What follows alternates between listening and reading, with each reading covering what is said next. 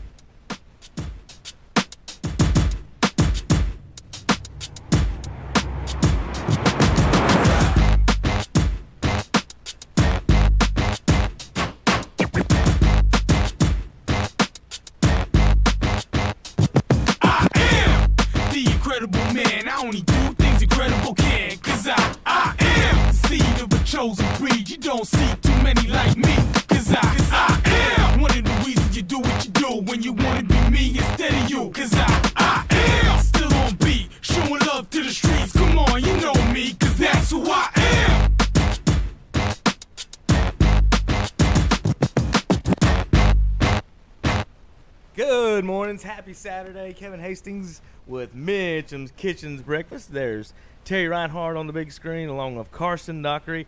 You're looking at, if you're watching online, you see empty seat of Hunter. We don't know where he's at.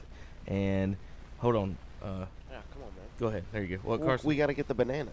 Yeah, the banana's going to, you're in there. Do you see him? Is Oh, he yeah, no, yeah, he's ready. The banana's going to have to sit in for Carson a minute. I'll sit in my seat. Come on. I'll sit in my seat. And yeah, I know. God, I'll sit in my seat. Didn't even notice. I'm not even looking at you or anything. I'm actually looking at JP's little corner screen here, adjusting that. But let's see. There we go. I got me on there. So who knows when JP will be here or Hunter. And so we'll put the banana man in Hunter's seat. Sting's going to sit in my seat for a second until I get there. He's going to occupy that. Hold down the mic there for me. Terry's in the house with the officially, and Carson, I've already given him a little bit about this, but I think he's got the oldest hat in his collection on today. Is it? I mean, what do you think? I told him I don't know if it'll even show up on camera, folks. I know I can see the Indians hat behind him better than the one on camera right now. It's blended in with the wall. I could bring you a hat that's really old that I still wear. Do it. Yes. Like a cap like that. No, I'm not talking not a cowboy hat or a fedora. No, I'm talking one like that. No, it's even older than this that I still put on. Yes. You never give up on them things. I got brand new hats, but I would rather grab one of these old ones. Now Terry, that one it's got one of those the pull throughs. If I pulled it a half a quarter of an inch either way, would it be look brand new under the piece, the buckle piece? Yes. You see what the hat used to look like? Yeah. I was wondering if it would just ruin the whole integrity of the hat. Has it ever been adjusted? When's the last time that hat was adjusted? Never. There you go. Never. Oh, goodness. Oh, no, I lost my headset there. That's funny. Well, good morning, everybody. Mitchum's Kitchen Breakfast. Carson, what you got this morning? Steak, egg, and cheese. Steak, egg, and cheese. I had a egg and cheese myself. And Terry, what you eating on this morning? I had oatmeal, scrambled egg, and some Terry. bacon. Oatmeal? Yes. Oh, my God. Carson, Yeah, it was good. You're going to get this one day. No, it's just like. Last time was, they have pancakes. They have oatmeal. They've got everything. I don't have a menu in front of me that I can consult, man. They got breakfast. What you? Hey, all right. Cheerios. Do they have Cheerios, Terry? They probably They have if you ask for it. Do they have cereal? I probably wouldn't be surprised That's if what they I'm do saying, not. if they I mean, have especially that. if you got kids coming in or something like that. I guarantee they got something. Yeah. Well, we'll give them a call. Mitchum's Kitchen up there in Vail today. Breakfast, lunch, and dinner. They got all kinds of food. About every animal that you normally eat on a menu, they have it, don't you, Terry? That's it. 704-276-1155. All right, folks, good morning. Saturday Sports Talk. We got all kinds of things to talk about. Tom and myself and kind of went down the list last night, and Carson during the prep post-game show last night. I want to thank Carson, as always, for doing that. Hunter was up late last night at the Hornets game. Maybe that's where he's at. He never got out of the Hornets game. Terry, I'm going to go down a list of things that we have to talk about today, just to give you an idea of how quick our subjects will have to be today, as quick as we can make them. We've got prep basketball today to talk about playoffs, conference tournament. We've got coaching changes, local coaching changes that we hadn't got to. We got what y'all kind of did last week, NBA. We've got All-Star Game, 10 Donaghy scandal. What's up with the Hornets? The Rockets and Lakers game with Harden. Speaking of the Donaghy scandal, how does that tie in with the trying to get LeBron into the playoffs? And of course, Space Jam is. We'll have to talk about that. Space Jam 2, and that may be the most important thing we talk about today, Terry, because that's going to affect all of our lives. And we'll wait for JP forever to get in on that. Yeah. I cannot wait. We've got to talk about some things in the NFL. I called in last week and threw my sense in on the Flacco situation. We got Antonio Brown trade, Robert Kraft, some other news and notes on other things. Kaepernick. It's the NCAA basketball. We've got UNC Duke, Zion Williamson, and a whole lot of stuff to do with the Zion situation as far as, because that's 2 days later, the NBA announces they're going to try to change the rules to 18 years old now, back to where it was. Well, I hope they do. And so we'll have to talk about a lot about that. We've got a little Major League Baseball news. Machado finally signs. Harper's still out there. There you go. A man who turned down $300 million. Yeah, because he wants. There you go. Well, Terry, and we'll talk about that in a minute. Pujols kind of disappointed Cardinals fans when he signed with the Angels because I think St. Louis offered him about $23 million a year, and he signed for like $25 million a year. It was like 2 extra years or something like that. It ended up being like just $50 extra million. I know that's a lot, but the Cardinals would have basically given him $500 million to stay with their team and be the face of the franchise for 20 years, and they kind of there was a little not too good feelings about that. Like when is, like Terry said, how much do you turn down at a certain point for certain things? But there's no loyalty in sports anymore, so you can look at it that way. PGA, with new rules with that, all kinds of things going on in the PGA. They're just loosening. They're getting all kind of loosey-goosey with the new generation, with the sticks and now shorts rules. We got a short rules, and then NASCAR, Terry, Daytona. Let's start. I want to start with there before our first break because we got racing here on KTC Broadcasting as always, and this weekend, today the 23rd, is a busy day on KTC. We got Boston College at Clemson, Florida State at North Carolina, Duke at Syracuse, the Brooklyn Nets at the Charlotte Hornets. We've got truck racing. We've got Xfinity racing.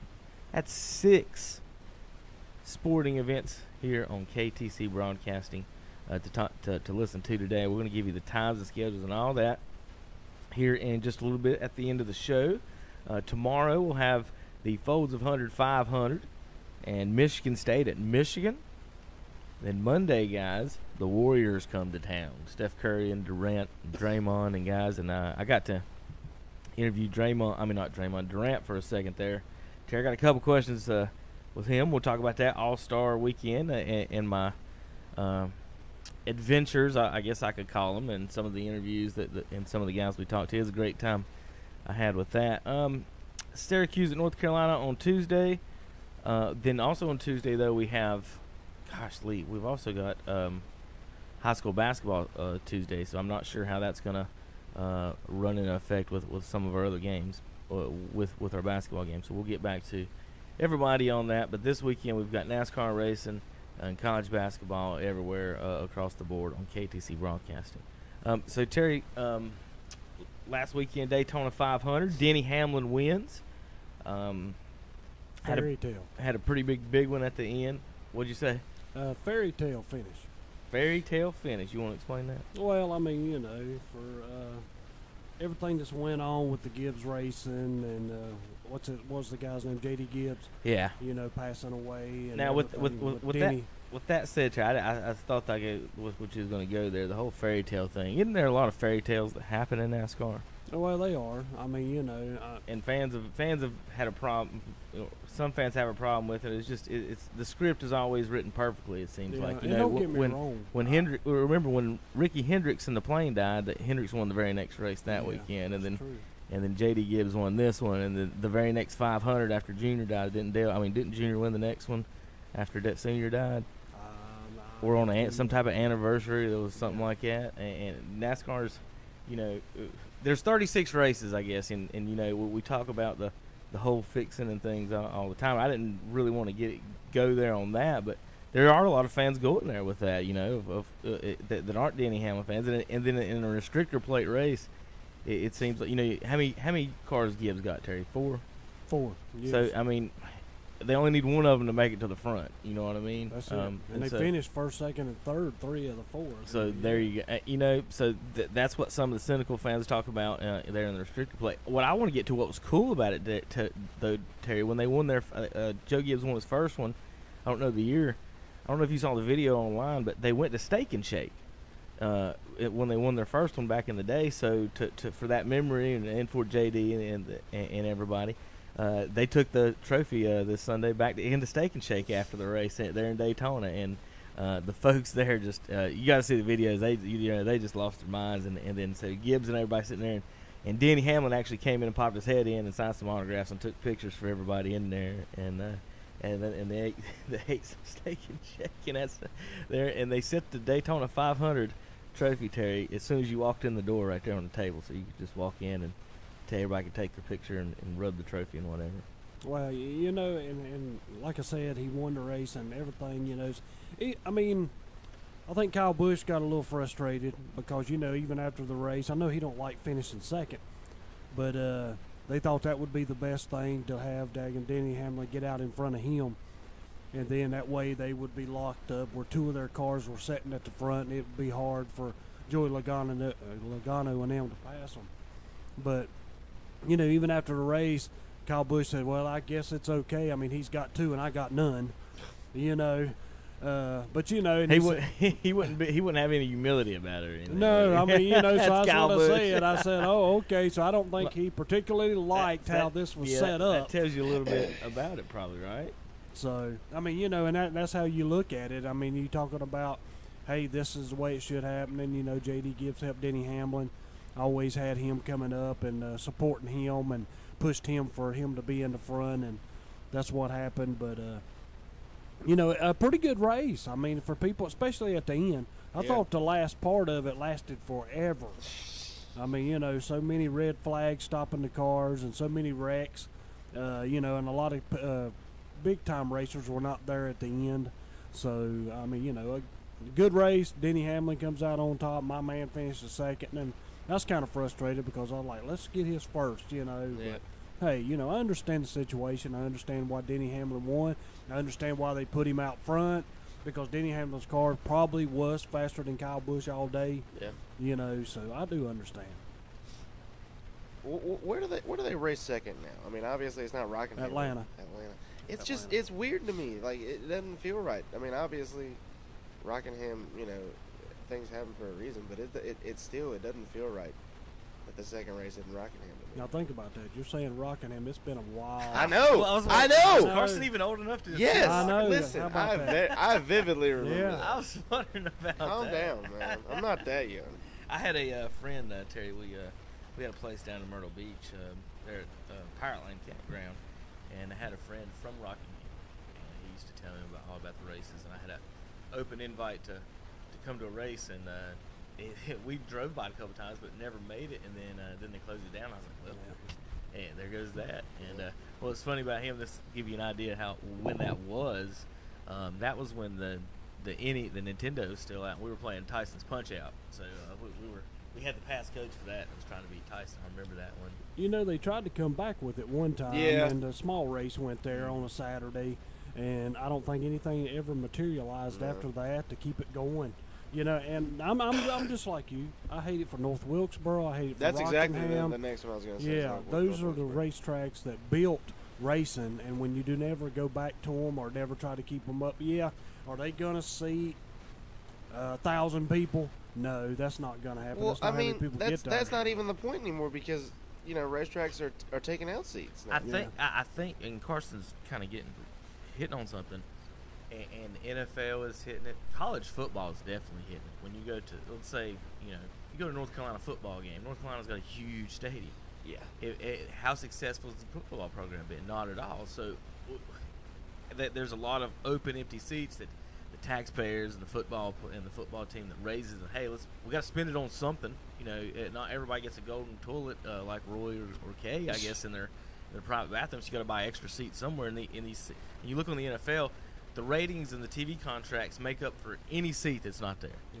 It's not even close to, so they don't even have to sell the seats out. And NASCAR is reaching a point. These last few years, their money model is having to change with the times, and they've got to figure out. And you just got to. They need to, and I don't know if they need to hire an expert from outside somehow, from maybe another sports organization or something, to help with maybe an advisory role to how to change into from, the car sponsorships that we shouldn't have. Carl Edwards or anybody like that. I know Carl didn't drop out for sponsorships, but some of the other guys that have in the last few years that aren't getting sponsorships, and some of these people that are getting them and they can't even drive are.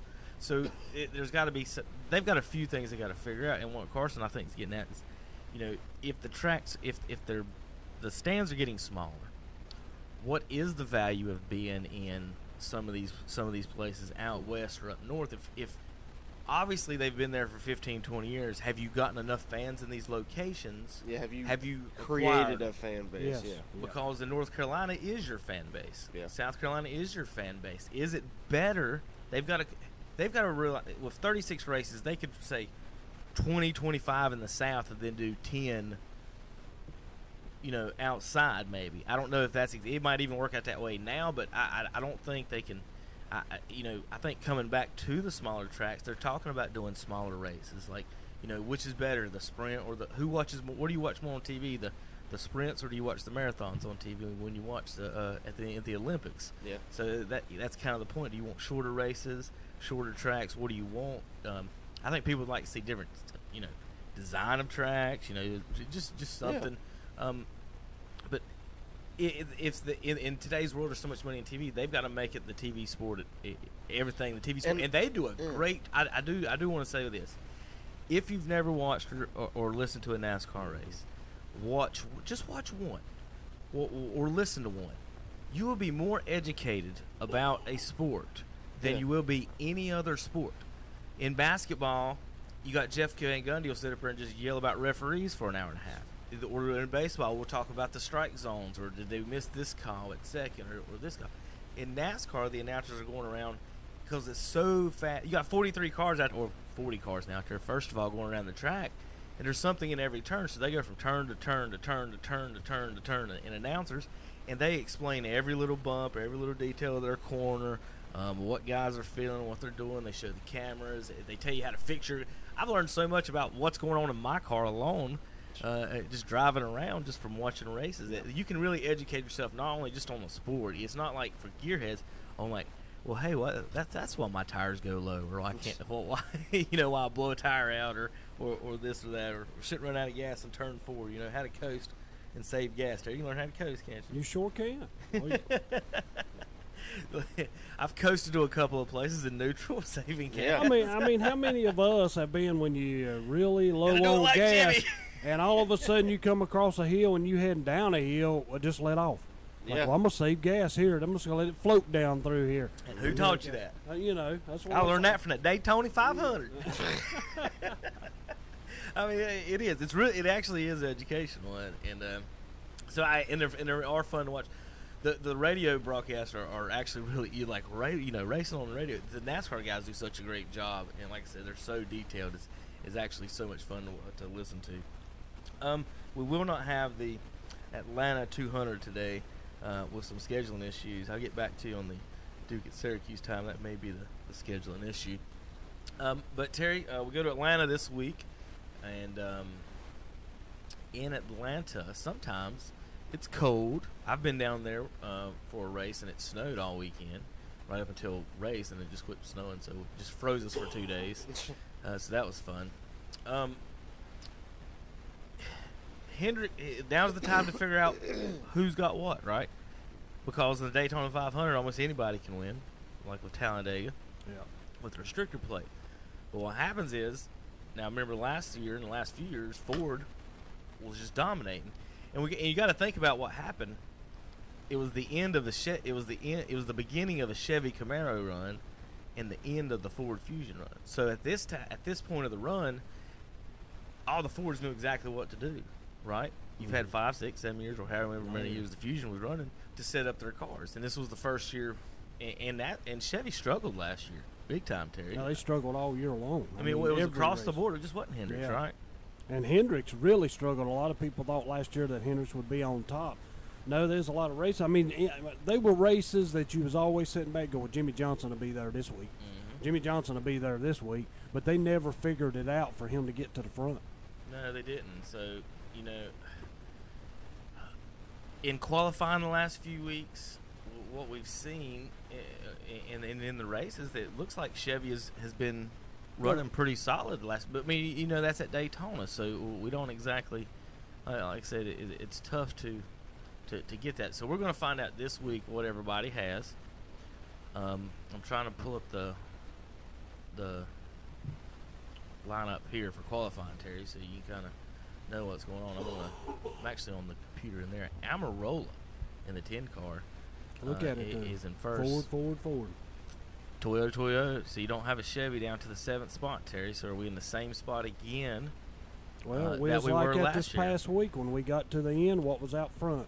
2 Toyotas, followed by 3 Fords. I mean, and then it ended up with 3 Toyotas out front. Then Fords were the next ones in line. So the bad news for Chevy, there's no Chevy in the top 6 again at a regular racetrack. And then 7 is Kyle Larson. 8 is Kurt Busch in a Chevy this year. That's kind of weird looking, isn't it? Martin Truex is 9th in a Toyota. And then 10th and 11th are Dylan and Jimmy. And Jimmy, that's kind of where he was last year and everything, right? At 10th, 11th, 12th. So this year Ford's in the Mustang.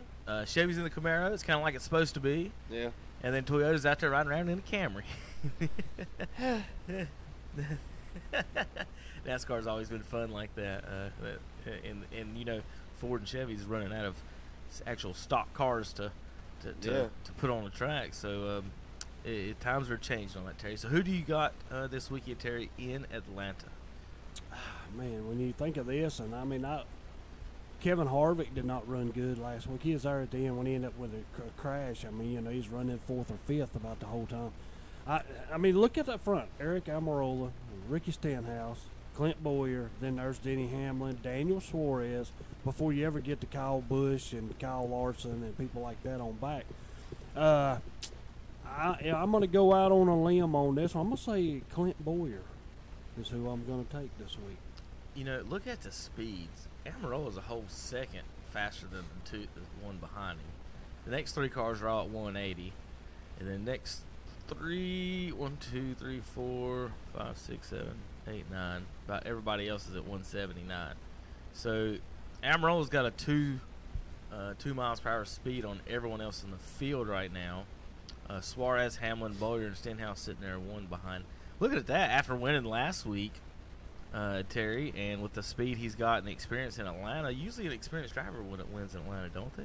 Yeah, a lot of times. Hadn't Kyle Busch won a couple? Yeah, where's Kevin Harvick? I mean, he always. I'm going to go with Hamlin to win back to back. Jimmy's done the back to back before when he started off. Harvick's way down here in 18th, Terry. There you go. So I'm going to go with Hamlin. Start the season off back to back wins and get the season off right there for Joe Gibbs Racing. However, Terry, with Kyle Busch in the 6th spot, will he bump and run his teammate this week in Atlanta? Well, I think after he gave up one last week, it's all bets are off for this week. So Kyle, I'm going to say Hamlin because he won last week, but Kyle Busch probably will win maybe this week. I'm going to pick Hamlin to start the season for the big. Carson, you got any feeling on that? I mean, Junior, he's not racing. No, I wasn't going to say Junior. I mean, talking about qualifying, yeah, like, obviously, Almirola's like a whole second faster than the guy behind him and 2 miles per hour faster than everybody else, basically. But how much stock can you put in that when it's one guy on a track versus a track full of people. I'm gonna go Truex. All right. Now I got one more question for Carson before we go to break. Oh God. Oh God. Number 1 is Eric Almirola in the 10 car. Number 2 is Ricky Stenhouse Jr. Running pretty good since Danica retired. I mean, I don't think that's not correlated. That was the question. Yeah. Is that correlated? The 10 car running good and Ricky Stenhouse running good. They're 1-2 without Danica. Listen, and the Packers have been struggling. It's weight lifted off their shoulders, if nothing else. If you don't look at it that way. That's as diplomatically as I can put it. All right, JP, time for break. Oh, goodness, that's fun. We'll be back in just a few minutes. We got to talk a little high school basketball. We got to talk all kinds of NBA. We got NFL. And Terry, we got AAF to talk about. We don't have no AAF. What are you talking about? This is a sports show. We got to talk professional sports. Yeah, here. we'll talk it all right. Yeah, all right, we'll be back. KTCBroadcasting.com. We're here because your mother doesn't trust anyone else. Your daughter just got her license. Your son needs a dependable car for school. Or maybe you just appreciate honesty, which is exactly what you get at Classic Ford of Shelby. Whether shopping for one of our 200 new Fords in stock or one of our quality pre-owned vehicles starting as low as $3,000, you get honest service at a hometown price. Welcome to our family. Classic Ford of Shelby, the hometown store that gives you more. Hey, Dwight Fowler at Renato Auto Mall in Shelby says it's time for you to step up to a new GMC truck. Come on in and check out the fold-down tailgate, making stepping up easy. And what about payments? How about 0% financing for up to 72 months? Come into Renato Auto Mall in Shelby for all the details. Step up. Step up to a new GMC truck today from Renato Auto Mall, 4423 East Dixon Boulevard in Shelby, right below the Cleveland Mall. Is the cost of ink driving your profits down? Then listen up. Discount Ink Jet and Toner is here to help. Discount Ink Jet and Toner specializes in refilling ink jet and toner cartridges. Cut your ink costs by as much as 50% or more. Discount Ink Jet and Toner, located on 410 East Franklin Boulevard in Gastonia. 100% satisfaction guaranteed. It's the 30th anniversary of NBA basketball in Charlotte, and the Hornets are writing the latest chapter in Charlotte basketball history with their first-year head coach, James Borrego. Fast-paced and high-flying. Join the new voice of Charlotte Hornets basketball, Chris Kroger, and 10-year NBA veteran Matt Carroll as they deliver every thrilling moment of Hornets hoops all season long on the Charlotte Hornets Radio Network.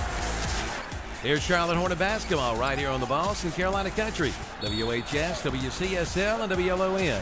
Online at KTCBroadcasting.com. For the latest from the world of golf, tune in every Wednesday morning from 11 to 12 for the Golf Shop Radio Show.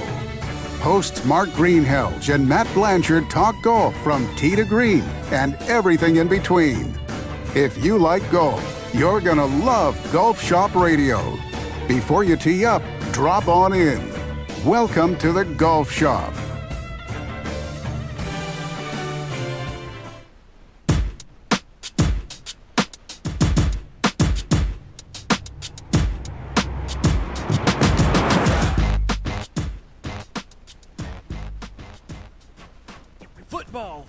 Football. Sunday. It's Monday. I don't even know what day they play on. No one does. No one does. Yeah. Welcome back to Unless you've got the Saturday. NFL Network 2 Plus package. Carson. He has a printout of Terry, the what, AAF. you just, what? Did he not just go off during the break about nobody knows anything, nobody's doing anything? Because I knew I this did not was going to think we were come going to up. talk about this, and he's got a print-off of the knew. league. I'm Boy. glad he is. Terry, tell us all about the AAF. Well, that's what I'm talking about. Welcome to the show, Terry. Welcome to the real world. Yeah, This is the real world Alliance. where adults get paid. American. Where adults get paid to play football, and you get to hit people. They make $250,000. That's in 3 years, so $75,000 a year.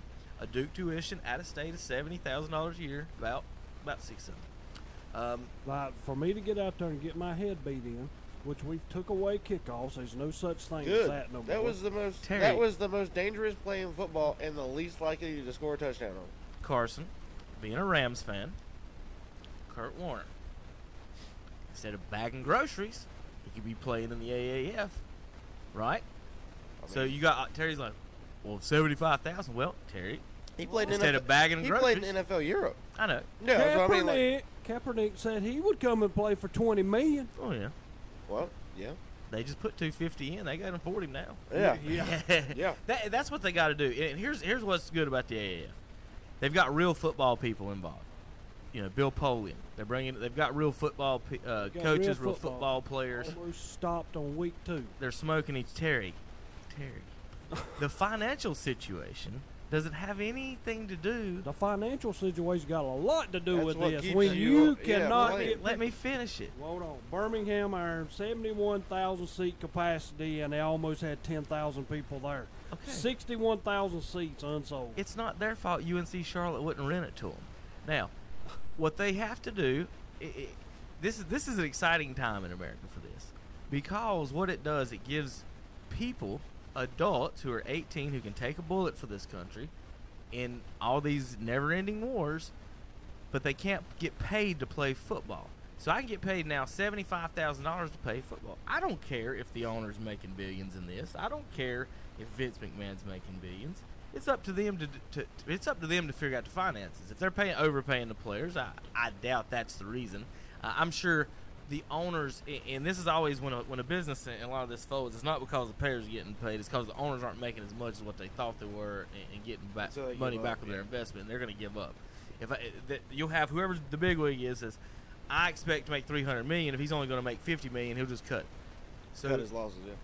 There's going to be a lot of, in anything that starts up, a lot of financial things. You got to remember, the NFL is a multi-billion-dollar corporation that's protected by antitrust laws and all kinds of backhanded deals.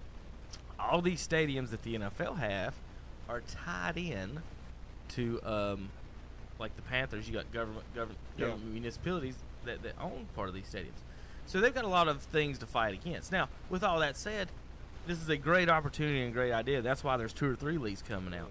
Now, what they've got, and what Terry's going to rail about, like the attendance, and I fully expected 10,000. How are you going to get 50,000 people have you seen a commercial for the AAF? No. Have they spent any money on advertising? Okay, and also, but I mean, I'm just saying. Right, and so on ESPN, speaking of that, and Carson wants to talk about the advertising. Well, when you look at ESPN, and you look at the top of their board for sports, they don't put it up there. Now, the other day I saw an announcement, a WWE announcement on their headline. Oh, yeah. Their top 8 headlines over I don't get that, but because here's why. ESPN is a business. These news organizations are businesses. They run it by the bottom line first, business. So they lost their business deal with NASCAR. So look on this page. Where's NASCAR? They're below chalk and boxing. And next to analytics, WWE is above them. The G League is above them. Esports is above NASCAR. NCAA softball is above NASCAR. So what is chalk? Billiards. Oh, okay. I've never heard it called that. I didn't either. I just assumed that's what that was. It might not be. Maybe it's. I don't know. Maybe it's. Could just be who chalk knows? art. Who knows? But what they do is, and this is why you don't hear the AAF and NASCAR and stuff, is that they bury these sports that they don't have a business deal with. They have business deals with all these other sports above them. So that's your first and foremost thing. You have to look at that. So I think the idea is good. Now, Terry, here's my problem. And this is my problem with every single football league that has ever tried to start and go up against the NFL. What is a legend? What is an express? What is an iron? Well, what's an Apollo? What's a commander's club? You can maybe make something out of a commander. What's a hot shot and a fleet? And what I mean by that is, what a bulldog is, or a panther, or a cowboy. You have to be able to make a mascot out of these things. Is what I'm getting at. You have to. Every sports league that ever starts is they've got some kind of weird names. You have to think about, what is that? Well, so Memphis Express. In the logo, like there's a jet. Yeah. Who would have thought Memphis would be a jet? Why is it a jet? Why aren't they the guitars or something? Like the blues or something. Anything. If it's going to be abstract. So that is my one and major problem with any of these sports leagues. College football has 300 teams in college sports, whatever. They managed to get mascots and names like this. What's another weird thing? There's not a Bulldogs in pro sports. It's the most. Is it the most common? That and Eagles. I think Eagles is the number like one. Wildcats. Yeah, like all three I think it's 1, and then Bulldogs 2, and then so there are no Bulldogs in pro sports. Closest you get is the Browns as a Bulldog logo. Yeah. There's no pro Bulldogs. Is that no Dragons? Not a lot of Dragons. Well, UAB. Well, pro is what I say. My deal for y'all, though, I like Dragons. And Kevin, and not Carson, like for. I mean, for that'd be a cool logo. I like Dragons. When you sit back and you look at this league, this league cannot compete with NCAA basketball. More people are going to watch NCAA basketball than watch this football being played right now. What I just say the other night, they're out there. More people are watching this right now than NBA basketball, and that's not what they're. NBA. Terry, you keep comparing not it college. You keep comparing it to other sports, and Terry, people are going to watch this before they'll watch NC State, Wake Forest. Not down the stretch or not. When it comes to tournament time, that's not what we're talking. I'm telling you, that's not what we're talking about, Terry. You're talking tournament. You keep comparing it to the big things. Nobody's saying the AAF is going to be bigger. All they have to do is be a minor league. How many minor league baseball leagues are there? Well, they're all directly affiliated with the MLB. How many independent leagues? And it's so like that's what I'm saying. Like there's so many. You're looking at this. You're looking at comparing it with these big leagues. That is not their job. That's not what they're doing. They are minor league. That's all they are. You know why these never work is because it's not like the NFL treats the NCAA football as their farm system, as their minor leagues. Right. Because they don't have to spend any money on marketing those teams, marketing those players. It just happens with those schools, and those schools have established brands. And they've got a 3-year rule. Yeah, but, keep the kids. But now listen, what you're saying here. When I start talking about that, when you start talking about the NBA, the G League's going on right now, same way the NBA is. When you start talking about baseball, Major League Baseball is going along with the minor leagues. The NFL has never you have got to come up with this same logo. The NFL's never had an The established. same time the NFL's going on. It's never. Well, they've never had an established minor league system either. You know, like a farm system. They've never had that. They've only ever had what they consider to be competition. The CFL's who should be afraid. I mean, the NFL's not afraid. They don't. Well, the CFL. The thing about the CFL is like they have a big percentage of that team basically either has to be or is from Canada. Mm-hmm. Like if you are just as good, at least that helps. If you're from Gaston County versus a guy from Canada and you are the same player, they'll take the guy from Canada. Well, that's good. So, looking at it this way, for example, let's look at Maurice Claret. So the NFL has a 3-year rule.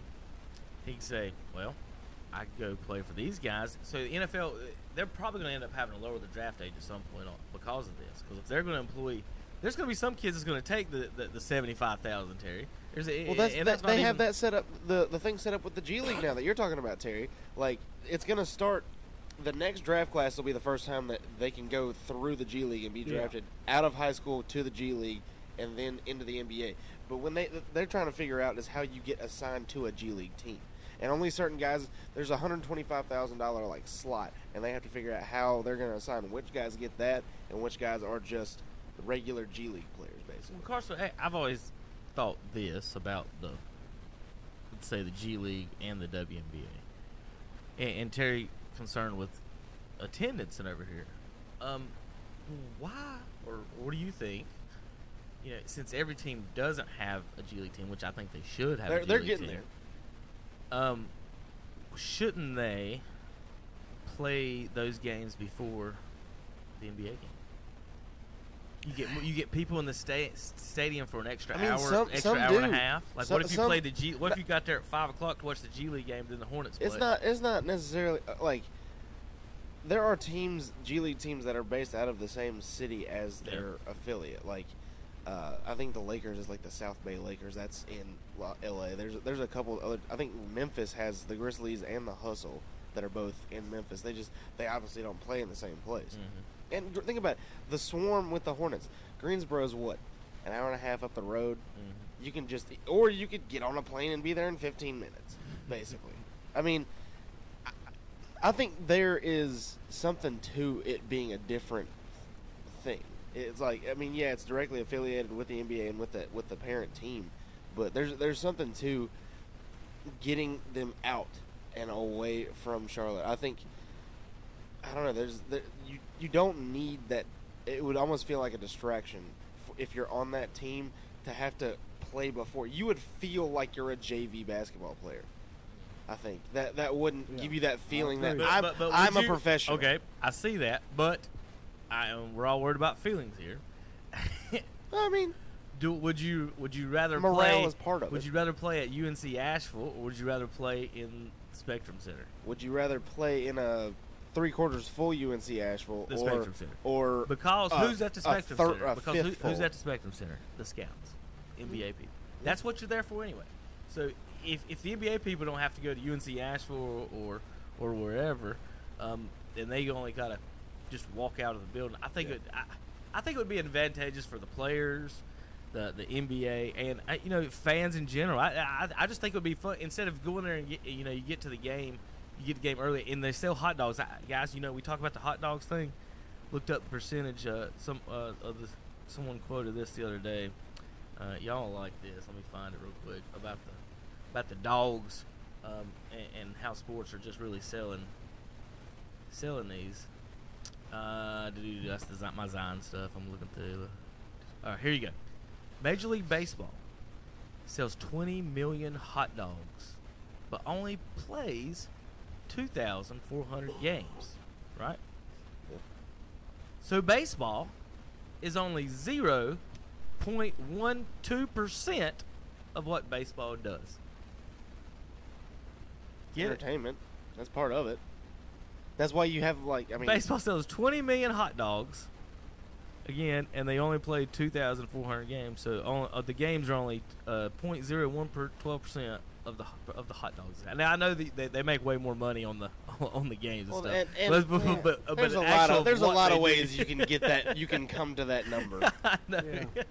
I just think that was a funny one because we talk about that they're more concerned about selling hot dogs a lot of times. When you talk about this league, though, I just think it's at the wrong time. If it run, and I'm going to go if you had what's so bad about a minor league, Terry? Atlanta, and they played right in front of the Falcons. I'm not talking about that. Well, I was talking about basketball. If you had something like this, but that's when they'd have to do that. Because then my whole deal back, people going to stay out and tailgate more than they're going to go in and watch this. They're not part of the NFL. That's the whole point. This is a separate minor league. I mean, they have kind of. Terry, I think you want it to be something else that it's not, and I think you're looking at it as you want it to be part of an NFL. You want it to be either compete and fill up stadiums like this, and that's not what. That's not what the only lasted 3 years. If this lasts 3 years, we barely made it through week one without having enough money.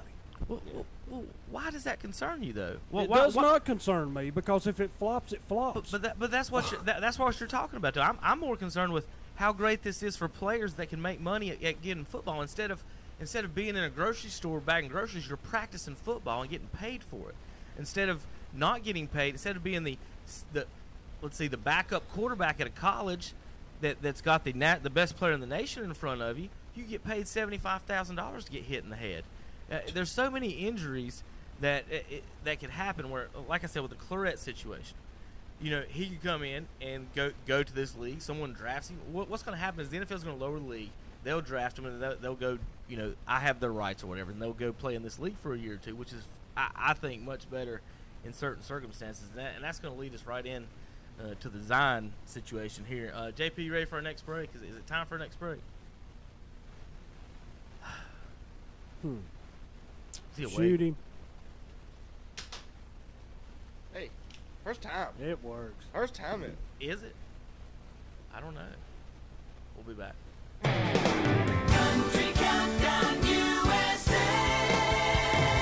I'm Lon Helton, inviting you to join me as I count down the week's top 30 with my co-host Jordan Davis, who had a huge #1 last year with Singles You Up. I kind of set the bar pretty high with that one. I think so. No, that was a massive song for us and a lot of fun. Still one that we look forward to playing every night. That's Jordan Davis this week on Country Countdown USA. Country Countdown USA with Lon Helton, Wednesday afternoons at 1 o'clock on Carolina Country, 92.3 FM, 1590 AM, WCSL, Cherryville, Gastonia. Online at KTCBroadcasting.com.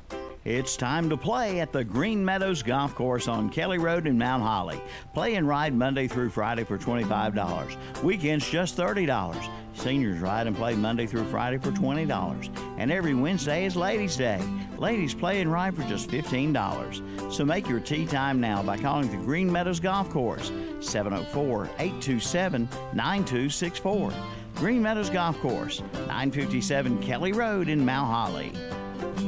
Buy more, save more at Hendrick Appliance and Mattress Center in Shelby.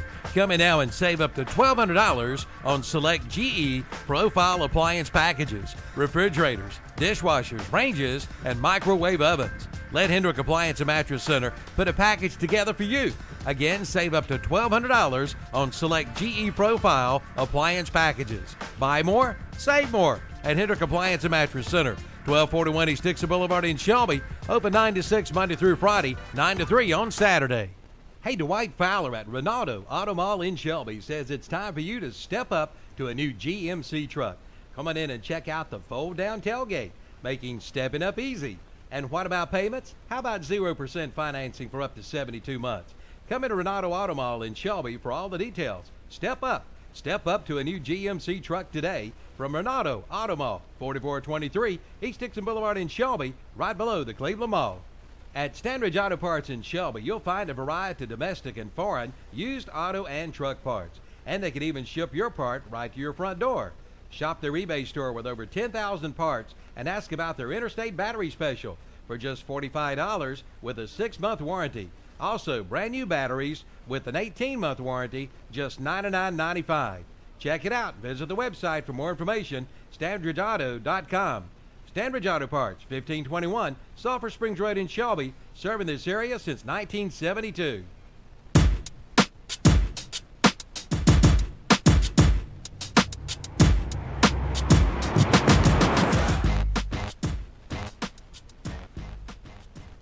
And good morning. Welcome Saturday Sports Talk. Mitchum's Kitchen Breakfast. What do you got to say about it, Hunter? Tell me all about the Hornets. What'd they do, Hunter? Tell us all about it. I didn't even know whether they won. I wouldn't show my face either if the Wizards played like that.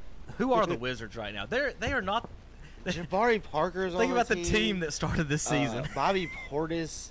Otto Porter Jr.'s gone. No John Dwight Howard. John no Wall's not Dwight going to be back for 2 years. Ugh. Hunter. And by the time he gets back, they're going to be paying him like $45 million a year. Yeah, that's his contract. Here. He got the Supermax. The last year that deal will be $47 million. $47 million. The Wizards, if they were smart, would go ahead and, because of the contract and the injury combination, probably should go ahead and trade Beal and get everything they can for him right now. Yeah. And then start the rebuilding process. Yeah. And by the time his contract's up, yeah, your guys that you would draft high. You can move him if you want to by then. In 2 years. Somebody might want him. You never know. You could take a chunk out of it, when LeBron's 42 and nobody's signing with him still, he might take a John Wall at $45 million on a trade for Lonzo Ball by then. What do you think? Well, Lonzo. There's a lot of things about Lonzo Ball. You don't want to get into about that whole family. LaMelo's never going to play in the NBA either. Yeah. He's going to be like his brother. So you want to get in the NBA or you want to get back? Let's do the college first, and then we'll have the whole second half to get in a lot of the NBA talk. I got to get into some of the All-Star stuff and how much fun that was. So I know Carson didn't want to talk about Wednesday's game. I'm sitting here. Well, I was sitting here. Where'd my jersey go? Oh, I took my jersey off in there for Ron to look at. It's my reversible Jordan jersey. Dang it! I didn't even notice I didn't have it on. Speaking anymore. of MJ, the GOAT. Black Jesus. You know his card, his basketball Jesus. Card just sold for $350,000. $100. Good God. Sure did. It just sold, and it was. I mean, one of them rare ones. It wasn't but 10 of them made, and they put it up for auction. And which card was it? Do you know what it looked like? Because I've got a lot of his cards sitting in the house right now. They're not but 10 of them. I might have one of them. Precious Metal Gems card. But they put it up, wasn't but 10 of them made. I've got some Precious Metal cards. But it was $350,000. I don't know if I got a Jordan. I don't think I got a Jordan. I think I got some baseball ones. I have to look. Who knows? Sure did. My Uncle James got a collection. That's whose collection you got to see. Mickey Mantle rookies and stuff like that. Yeah, my uncle. I traded Terry, when I was little, a couple of Jordan cards and Flair cards. I had like 8 of them. I traded a couple of those for a second or third year. It was beat up. It wasn't mint condition or anything, but a second year Sandy Koufax card. So, and felt pretty decent about that trade. It's not bad. Yep. So I've got the King Griffey Jr. rookie, Ozzie Smith rookie. I've got the first 3 years of Ozzie Smith and the Padres stuff. Those are funny with the afro and the big mustache. I don't know if you remember those, Terry. Ugly brown uniforms. The brown and yellow. God. The brown and yellow. So, ugh. Yeah, those were fun. Ray Kroc. Well, this Wednesday, Tar Heels, with their backs against the wall, facing 25 All-Americans in Durham, 9,000 Devils bouncing up and down painted. They just pull out a miraculous win, Terry, by 16 in Durham. And all these people paid $2,500 for a ticket. If you paid... Terry, they paid... Listen, people made such a big deal about it, they literally paid the same price as last year. Like, people wanted to... Yeah, people wanted to build it up. Oh, my God, it's as much as a Super Bowl ticket. It's that price every year at Cameron. Because Cameron's only got 9,300 seats. And why don't they build them a real stadium? Have they not made enough money? A real stadium. A real stadium. State finally built one, didn't they, Terry? Yeah. Do you not understand what atmosphere is?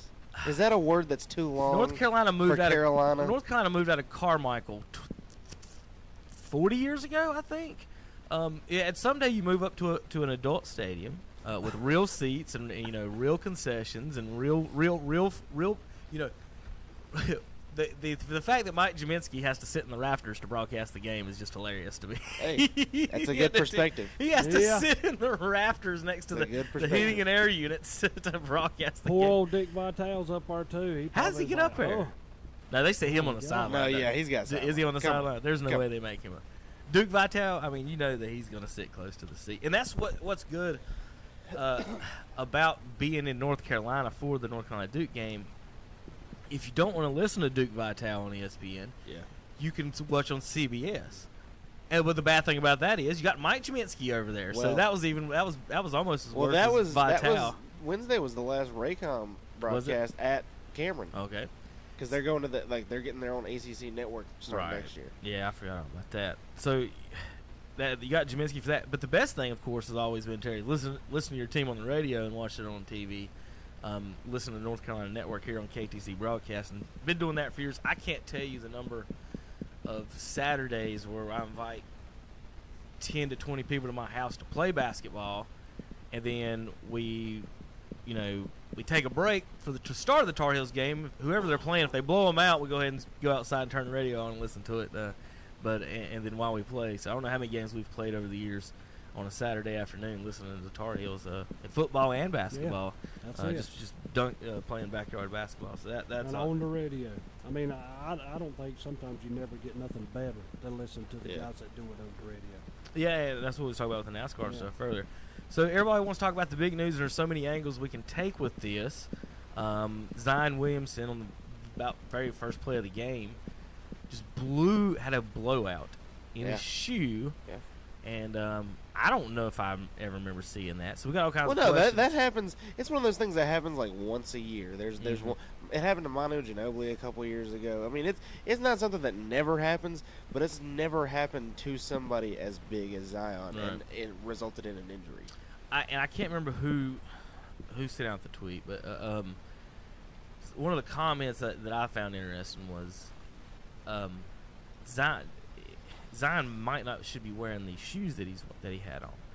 Not saying that those shoes aren't good for other people. It's that he weighs 280 pounds. Yeah. It's not that, and those are made, and a lot of basketball shoes are made for speed now. Yeah. They're not made for. I don't know if you've ever put a pair of Jordans on, but they're heavier than any other shoe, and that was always weird for me. You put a pair of Jordans on, you think I'm gonna jump higher, and they actually make you jump lower because they weigh more. But they're a better made shoe. And Kenny Smith first tweeted as soon as it happened, not in Jordans.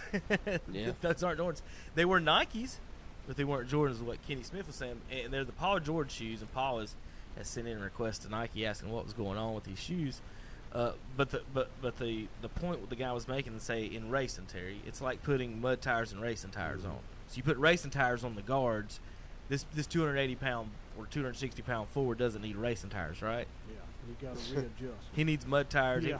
Put him out there in Timberlands if you have to. Yeah. I mean, well, but he's got. I think that maybe that's the problem. They'll figure it out. I'm sure they're. Put it this way: he's got more than one pair of shoes in his locker. I promise you. The way these teams are set up. I've been to the Carolina basketball locker rooms, and this was before they were Jordan brand. This is when they were Nike brand. But pretty much every Nike that they made, the kids had like. Well, there was like 5 to 10 of them in their locker they could choose from. Think about, Kyrie went to Duke. He's got signature models. I mean, you follow Duke on, basketball on Instagram. Like they talk about, they get player editions for Kyrie's and all these different brands like KD's. You have Duke specific ones, just like Carolina has Carolina specific Jordans. Mm-hmm. So I mean, it's something where I don't really understand why. I mean, he was wearing Paul George's shoes, and first off, it was stupid that anybody asked Paul George about it. Like he's the one in the factory sewing seams together, doing R&D. Like he's the one that put that shoe together. Yeah, he's got like design input, but as far as the actual, the way the shoe is constructed, he's not an expert about it. And like you're saying, I think there's the just thing no basketball shoe is made for a 285-pound man. I think they're. It's fair to ask him, and then people need to understand what you just said. That it's tough to make a shoe for that size of a person. Yeah. I think it's fair to ask Paul, and for him he asked Nike, "Are my shoes good enough for the regular and average person to be wearing these?" And you know what I mean. Like these are expensive shoes, so I think that's where they're getting at it with that one. It's a fair question to ask. I don't think it's like. I don't think it should be. I just don't know why you ask Paul George like he's some sort of.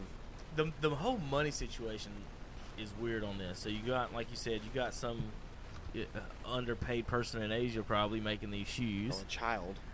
That could possibly very well be since it is Nike. They've been caught with that in the past. Yeah. So every you don't know who's brand has. How much is the person getting paid that actually made that shoe? Then who's making the money off the actual shoe? So Paul George is making money off the shoe. Nike people are making money off the shoe. The stores that sells them are making money off the shoe. So all these people are making money off these shoes. And Zion Williams is out here and possibly could have blew his knee out or something, Carson. Yeah. In an unpaid event. We just got done talking about the AAF. Exactly. So we all lead this up to it. What should Zion do? And you're a Duke fan. We all know what Terry's going to say. As a Duke fan, what should he do? And as just an overall. Now this is a different case. Remember, this is. And I think he's got, and we go back. What I think is different about football is that in football, skipping a bowl game is an unpaid game. Bowl games aren't covered under your scholarships, is what I'm saying. Yeah. And the coaches there's basically a chest of money during a bowl game that the coaches are playing for. Yeah. So this is what the bowl games are for. It's for the coaches to get money and signing bonuses, and not for the players. So there's a different dynamic at that. This is during the middle of the regular season. I guess it's mild. It's okay. They haven't said when he could come back or if he could come back. He's day to day is what they look. It's a grade one. If that's all it is, Carson, what do you think about the situation as far as him? Should he think about shutting it down? This is Zion Williams' case. I don't want to talk about anyone else. This is specifically Zion Williams, and then we can get into like Terry's going to get as far as probably the loyalty to your teams and stuff, and how you should play this. But Zion specifically, knowing he's going to be the number one probably, or two at worst, should he risk any more? Is something like that, or how should he go about this? Oh, Zion has said basically from day one that even if there was no one and done, if he could jump straight to the pros from high school, he said he would still want to go to Duke for at least 1 year. I mean, we've seen people do that without the one and done system. Carmelo went and did it. I mean, it's not unprecedented. Marvin Williams did it. I mean, that was different circumstances and everything, but he should have stayed in school the whole time. At a different school. I think if I'm Zion, I would probably hold off, wait until the game before the next Carolina game. That's when I would come back. The game before the next Carolina game. Use that as a tune-up. play against Carolina, then play out the rest of the season. I think you need to take your sweet time and be 100% when you come back if you're not getting paid. But I don't think he wants to be done with the season. I think he likes playing for Coach K. He likes playing with the guys on his team. And I think he likes playing college basketball and being big man on campus at Duke basketball.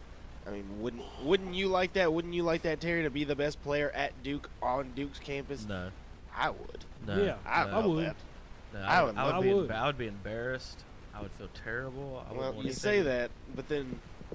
Well, first of all, if I was good enough to go to Duke, I wouldn't go to Duke to begin with, so that would never happen. So. You say that. No. Nasir Little. Carson, or no, who Kobe gets offered Duke, and then your other offer is Appalachian State? Come on. Kobe- I'm going to be offered somewhere else. Kobe White said that growing up, his favorite team was Duke, and look where he ended up. Carolina. Well, NC State was Michael Jordan's favorite. That's what I'm saying. You got to. Some people are different. Some people, well, who was it that didn't come to Carolina because Felton was there? It was one of those. It may have been Jay Williams. No, was it? Jay Williams went to Duke because someone else was already at Carolina then, and he wanted to go to Carolina. But there was someone else there. I can't remember who the point guard was at Carolina. When Jay, if you'll tell me the exact years, I would remember who. It might have been Jeff McInnes. It might have been close to about the same time. But that was why he didn't. So there's different reasons. Some of those people don't care. We're from North Carolina. We care about that stuff. These So kids do from you. South Carolina or Georgia, they don't care about North Carolina and So Duke as as far as far the as rivalry goes. You, Carson, he should come back. I would say yeah. Well, I mean, and see, that's how Barkley but just take your time. That's what Barkley was saying. Barkley was like, "This is what you committed to. This is what you do." He says you're gonna have. Well, Terry, I he think was he forced to commit to that. Yeah. It's not like he chose to commit to this. He was forced to commit to this. But now you have to understand, before they ever come into college, Williamson wasn't number one. R.J. Barrett was. Yeah. Okay. You know, if he so goes- now he's made himself number one. So if he goes 2, does that mean he will never play in the NBA? No, I'm just saying. Though there was a difference. I mean, he's become number one since he got there. And the money, it's not just the money you make off your rookie deal. Think about that. It's if you're the number second if you're well no. I mean, if you're the number one pick, you've got shoe deal money. You've got marketing money that you can make. You've got possibly hundreds of millions of dollars you could make, not necessarily playing basketball, but because you are a basketball player. You know, I mean, it's something where, like I say, I would just take my time. I would not come back at 80% or 90%. I would wait till I can do everything I if could. If he doesn't before. come back, what does he lose? I don't think he loses anything necessarily. If he does come back, what could he lose? He could blow his knee out. He could do anything. I mean, anything could happen. At him specifically, it's a tough decision. It really is. It just, I guess it depends on how, there's nothing in the knee other than like a mild sprain, like you would your ankle, I guess. I was listening to Jonathan Gavoni. He's like the draft specialist for ESPN, and he was saying, yeah, like he's going to be the number one pick right now. He's going to make this money, but if he comes back and Duke goes deep in the tournament and possibly wins, he's just going to make more money. Yes. Think about that. Like, if they go on and Duke beats Carolina at Carolina, that's more money. If they go on and win the ACC tournament, that's money. If they get to the Sweet 16, Elite 8, Final Four, National Championship, it's more money every single step he goes further. Now, to me, he can lose money by not coming back. Because and the reason I'm saying this, because what now if he don't come back and R.J. Barrett really shows who I am, because I was having to feed him the ball. Now it's me. I'm the one scoring 35 points a game. And all of a sudden R.J. Barrett goes he's picked in front second. Of Where was Kevin Durant picked? you know. Oh, I know you. Where was all Kevin of Durant them picked? Guys are going to be picked second. early. How much more money has he made than Greg Oden? I agree there. I mean that y'all. I'm worried about. I'm talking injury. I'm talking. What if his Achilles blows an Achilles? This is I'm worried about compensation injuries. Yeah. So Gordon Hayward right now with the Celtics, his other ankle is hurt. Not the one he broke. His other one is compensation. So if he's got a knee problem, what about the other leg? Is he going to jump more off that other leg? Zion likes to jump 2 foot, 2 leg. Yeah. So is he going to start trying to go one-legged here the rest of the year? And I think our biggest thing with the whole thing is we don't know how bad it is. Yeah. And we never will, because you ain't going to get nothing out of Coach K or anything. No, you're not. But he's got trainers there. I mean, they're going to be working with him. And then he's going to come back with competition that he's going to be able to play it again against before the NBA draft does come up. Yeah. So, Terry, are you tired of going to the gas pump, filling your gas up and watching Duke highlights? yeah, I know. I see that all the time. I'm going to be honest now. I'm going to tell you something. And, Carson, I don't mean this in a bad way. But That's a good start. I'm glad That's a good start. Yeah. I mean, this past week, I had Carolina fans come up to me, and I said, I don't like neither one of them. I mean, I'm being honest. I don't like neither one of them. But all of y'all kicked our butt already, so I could care less who y'all beat or cannot beat or whatever right now. But now when it come up, they said, well, who are you pulling for? And I said, well, you know what? I've never pulled for Carolina hardly ever in my life, except when they get to the NCAA tournament. And the only reason I've done that is lately because everybody puts the ACC basketball down. Like, they're not good enough anymore, I hope y'all will beat them, And I've started pulling for all the ACC teams.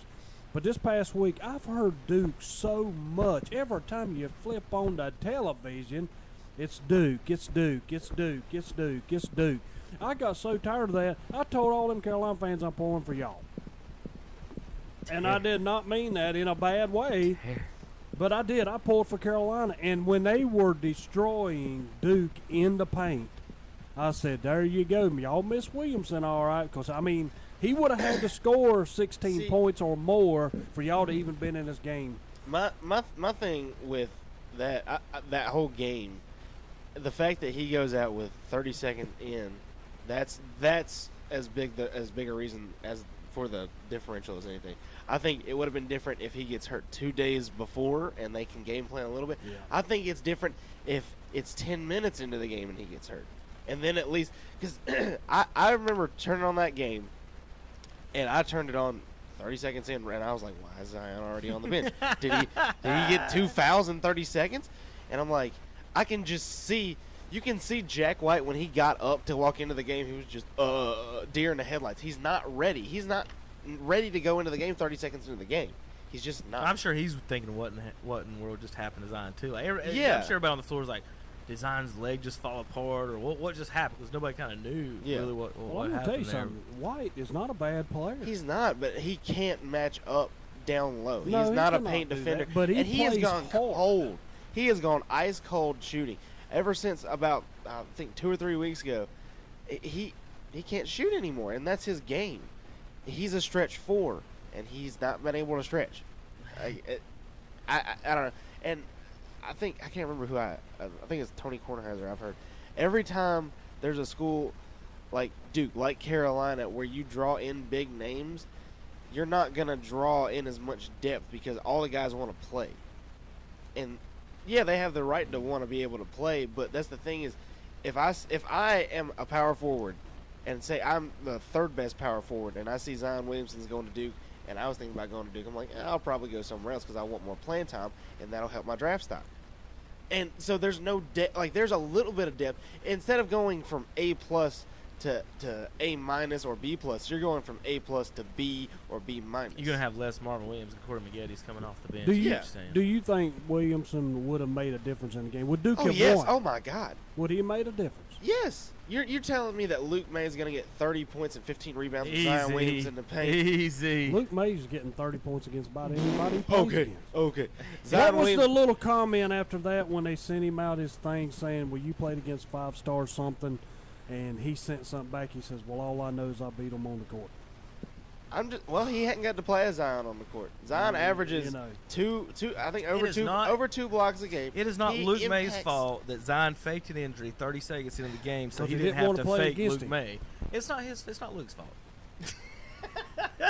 If you're watching on YouTube, you got the greatest picture of Carson's face right now.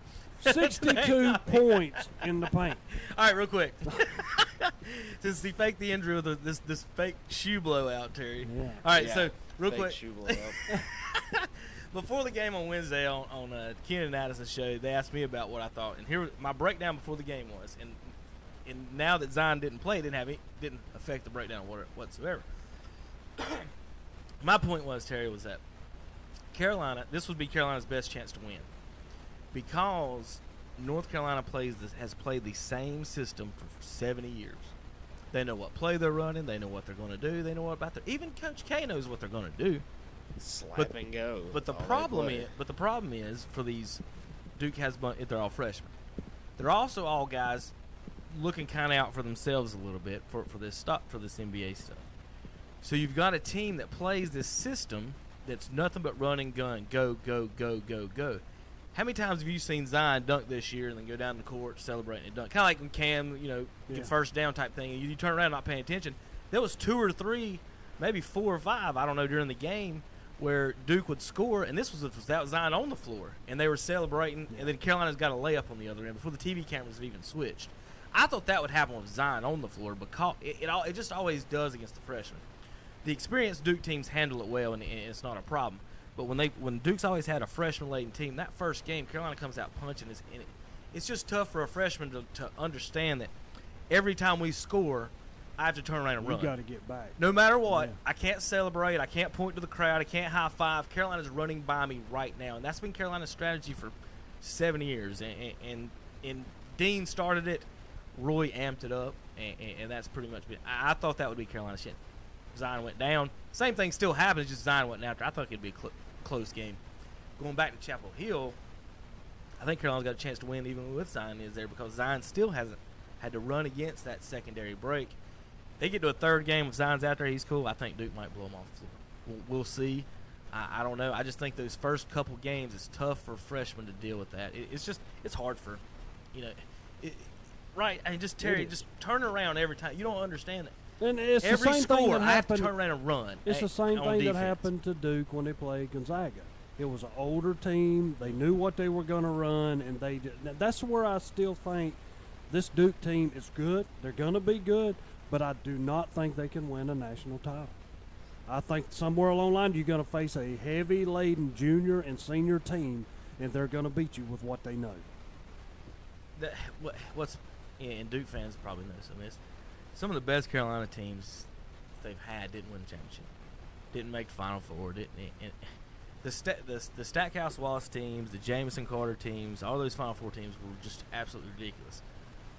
If Stackhouse and Carter would have stayed one more year, they stayed 2. I mean, not Stackhouse. Stackhouse and Wallace stayed one more year. They stayed 2. The next guy stayed 3.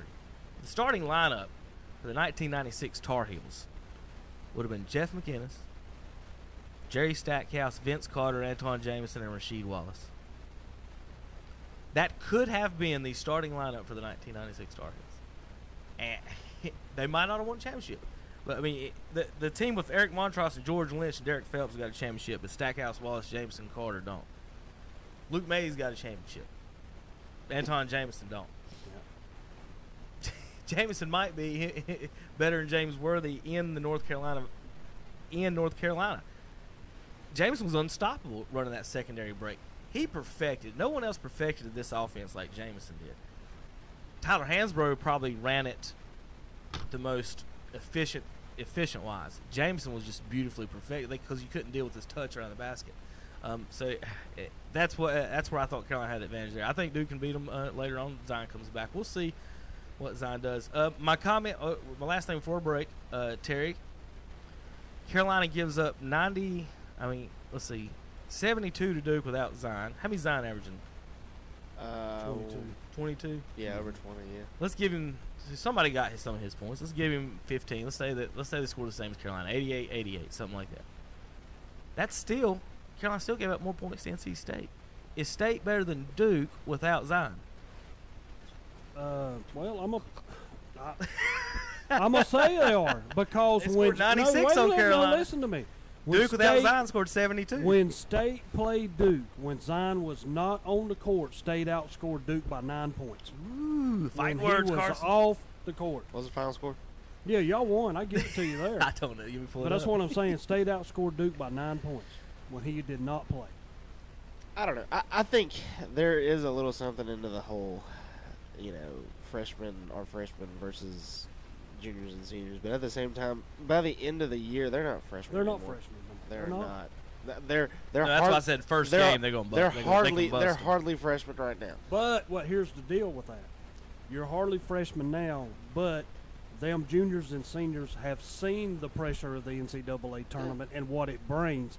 They have not. R.J. Barrett has, as much as anybody on Duke. He's a guy who played for the Canadian national team. He's been in as many big games as any junior or senior, I think. He will be the best NBA player they have. That's me saying that now. I think a guy that It's just he can do everything. I think a guy that people don't talk enough about is Cam Reddish. Yeah, Cam Reddish is a guy he's being held back. Yeah, well, he's the third option on this team right now, and he's going to go to the league. He's going to be a top 2 guy on a team within 5 years. NBA people say the point guard's the best player on the team. Trey Jones. Trey Jones is. I mean, Jay Billis has said he's the best freshman defender Mike Krzyzewski's ever had. And Jay will know way more about it than I will. I will say this about that comment is that watching his feet and hands, he's really good. Yeah. He's extremely good, and he's better than his brother. I like watching. Yeah. Oh, yeah. I don't know about offensively, maybe. I don't know. You might think so. I mean, Tyus would hit big shots. I would say Tyus was. Jay Williams is probably the best point guard y'all have, but Tyus is maybe the toughest. He hit big shots. I got respect for him later as the season went on. Yeah. But his brother, defensively wise, just watching, cause as playing point guard and dribbling wise, you have to look and see how to attack somebody, and some people you got to attack people different ways, and he's got really good feet. He's got really good backup feet, and that's what makes him a good defender. And he gets to different spots. Kind of like if you watch him, and it's not even a comparison at all as far as the game, but feet. Watch a Muggsy Bogues highlight and watch how he gets back and forth on the ball of the defender, and that's kind of what Tyus Jones is doing. All right, we got to take a break. We'll be right back. Sorry, JP, went a little long on that one. You ready to rock in there? You ready to rock? JP, in a minute, we get to talk Bugs Bunny, Tasmanian Devil, Daffy Duck, Lola Bunny. I was going to say, Lola's on the poster. Hey, I had a crush on Lola Bunny. Wow. Isn't it? That's a little weird. Wow. You'll find out in just a minute. Okay. We'll be back. I'm just wondering why you mentioned KTCBroadcasting.com. Say, kids, what time is it? This is the 60s. Hey, JJ Wilson here, reminding you to tune in this weekend for This is the 60s, featuring the best music from the best decade and so much more. There's 60s television, movies, news, pop culture, trivia, novelty songs, interviews, deep cuts, and a whole lot more. It's peace, love, and rock and roll on This is the 60s.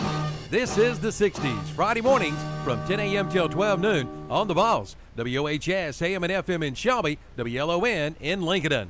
Hey, Dwight Fowler at Ronaldo Auto Mall in Shelby says it's time for you to step up to a new GMC truck. Come on in and check out the fold-down tailgate, making stepping up easy. And what about payments? How about 0% financing for up to 72 months? Come into Ronaldo Auto Mall in Shelby for all the details. Step up. Step up to a new GMC truck today from Ronaldo Auto Mall, 4423 East Dixon Boulevard in Shelby, right below the Cleveland Mall. When you shop our local advertisers, be sure to tell them you heard it on the radio. That way they'll know that their radio dollars they spend works for them and you too. Even in today's fast-moving world, radio remains the leading media to reach more people. 93% of Americans listen to AM/FM radio over the air. TV viewership is 89%, smartphone use is 83%, and personal computer use is 50%. So if you're a business owner, reach more people with the power of radio. If you don't tell it, you can't sell it. See the power of radio. WHS Shelby, WLON Lincolnton, WCSL Cherryville. Online at KTCBroadcasting.com. Atlanta Motor Speedway. It's 3 wide for the race lead off turn 2. It's the Folds of Honor Quick Trip 500. It's a 3-way battle for the lead. Keselowski to the inside of Kurt Busch. Harvick watching it all unfold. Keselowski now the new leader. Now Harvick goes after Kurt Busch. Brad Keselowski makes a great move, and so does Chase Elliott. Where did he come from? The Folds of Honor Quick Trip 500. Sunday, February 24th at 1 o'clock. The Folds of Honor 500 from the Performance Racing Network this Sunday afternoon at 1 o'clock on Carolina Country, 1590 AM WCSL and 92.3 FM. Online at KTCBroadcasting.com. Carpenter Porter Funeral and Cremation Services in Cherryville is there for you in your time of need. They're a progressive and comprehensive funeral service provider, promoting the highest ethical and professional standards while maintaining cost-effective service. Funeral directors John Porter, Scott, and Hannah Garrett are there to help you and give you guidance during one of life's most difficult times. For more information, call 704-435-6711. Located at 1100 East Main Street in Cherryville and online at carpentersfuneralhome.net, a member of the National Funeral Directors Association. Unless the Lord builds a house, its builders labor over it in vain. This is from Psalms 127. And this verse is what Key Builders in Lincolnton is built on. Key Builders in Lincolnton is large enough to do what the big boys do, but small enough to be personal. Bring your own plans or visit the website at keybuildersnc.com and view theirs. They have homes for everyone, so call your local hometown builder, Key Builders, 704-735-0040, or visit their office at 1459 North Aspen Street in Lincolnton. Like them on Facebook, too. Hey, Dwight Fowler at Renato Auto Mall in Shelby says it's time for you to step up to a new GMC truck. Come on in and check out the fold-down tailgate, making stepping up easy. And what about payments? How about 0% financing for up to 72 months? Come into Renato Auto Mall in Shelby for all the details. Step up. Step up to a new GMC truck today from Renato Auto Mall, 4423 East Dixon Boulevard in Shelby, right below the Cleveland Mall. It's game day. The energy pulsates through the arena. Adrenaline pumps. Tension heightens. Anticipation peaks. The crowd rises. It's finally time. The whistle blows and the ball goes up. Don't blink. Pulls up for the tie. Yes, sir. 4.1 to go. Game day lives here on the Tar Heels Sports Network, powered by Learfield. Now you can rent the new Casino Hall Room at the Cherryville Country Club. It's great for parties of 12 or more. Seats up to 25 of your friends for a night of fun, including Keno, legal poker and video machines, lottery tickets, scratch-off tickets, and more. The new Casino Hall Room is available Thursday and Friday nights. To reserve your night, call the Cherryville Country Club at 704-435-6597. And don't forget about their big Sunday lunch buffet from 11 to 2. Cherryville Country Club off Roy Acre Road in Cherryville. Again, call 704-435-6597. Check out the great rates at Pine Mountain Golf Course. Play and ride weekdays for only $21. Seniors play and ride weekends for just $18. Or you can play and ride all day weekdays for only $28. Seniors can play and ride all day on weekends for $25. Make your tee time today by calling 828-433-4950. You'll love this challenging 18-hole par 68 course. The Pine Mountain Golf Course, adjacent to South Mountain State Park. Again, call 828-433-4950 for your tee time. There's no one like you. And Pandora Jewelry is opening up all kinds of possibilities to show that to the world with the new open bangle. Beautifully crafted from sterling silver with new interchangeable end caps. You can mix, match, and even have the freedom to customize like never before. Shop the new open bangle from Pandora Jewelry now and do see the wonderful Pandora Jewelry. Available at Facet Foundry Jewelry Studios, 530 South New Hope Road, Gastonia. Online at FacetFoundryJewelry.com. Now's the time to buy your new Kubota from Parker Farm Service in Kings Mountain. Right now, pay zero money down. Get 0% APR financing for 60 months. Come on in now for all the details. All for good on the Kubota BX Series, the Kubota B Series, the Kubota L Series, and the Kubota MX Series tractors. Again, zero money down and 0% APR financing for 60 months. Get your new Kubota today at Parker Farm Service, 126 Bessie Drive in Kings Mountain.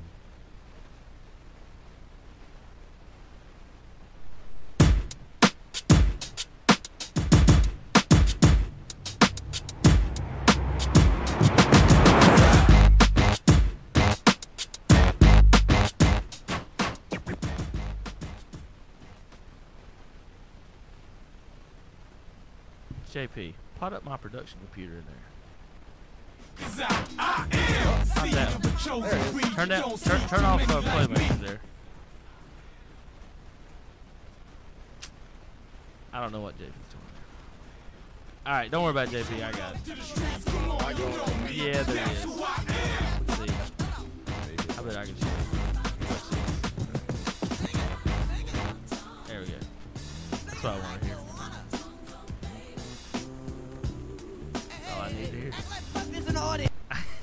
Space Jam. Terry, have you seen Space Jam 1? You better. No. Terry! I thought that was a good chance. How? That's why I asked. How? That's why I asked. Why? How? Why? Well, the first time when I've never seen it Space either. Jam. Let me explain. Here's to my both deal. of- Oh gosh. I was not a Carolina man, so I was not watching Okay. Michael Jordan. I'm not either. So here, you have to understand. There was a time. There was a lot of people who didn't like Jordan. Up until he won his first. Yeah, You know, I like him now. Nobody started saying he was the greatest until he won that second three-peat. Remember, he won 2 three-peats. After the first one, they started. That's when Magic and Larry had already said he's better than everybody right now. But before he had won those, they said he was the best player, not the greatest. And then he won the 6th, and that's when it turned into the greatest. But anyway, Terry, Space Jam. So let me give you the synopsis since you don't know. Jeez, I didn't think we'd have to do this. I don't have to answer this, do I? No, I'm going to tell you. Okay. Do you know what a synopsis is? As long as I don't have to answer it, I'm okay. I didn't say I was asking you. It wasn't a test. Oh, boy. Oh, God. All right. Oh, man. So, you remember Jordan retired, right? Yeah, he did. And then came back, right? Yeah, he came so back. this is that story of what happened.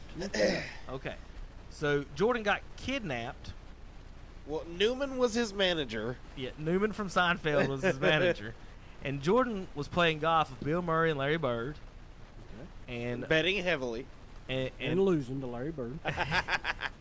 and Bugs kidnapped him. And Daffy. Wow. Through the golf hole. He reached down in the golf hole.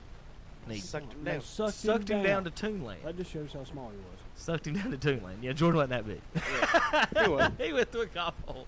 Like Santa Claus. Same thing. Yeah. Same concept. Yeah.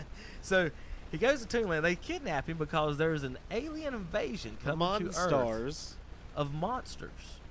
And what these monsters are going to do, Terry, is they infiltrate the NBA and steal the talent from the players. Okay. So let me tell you who they...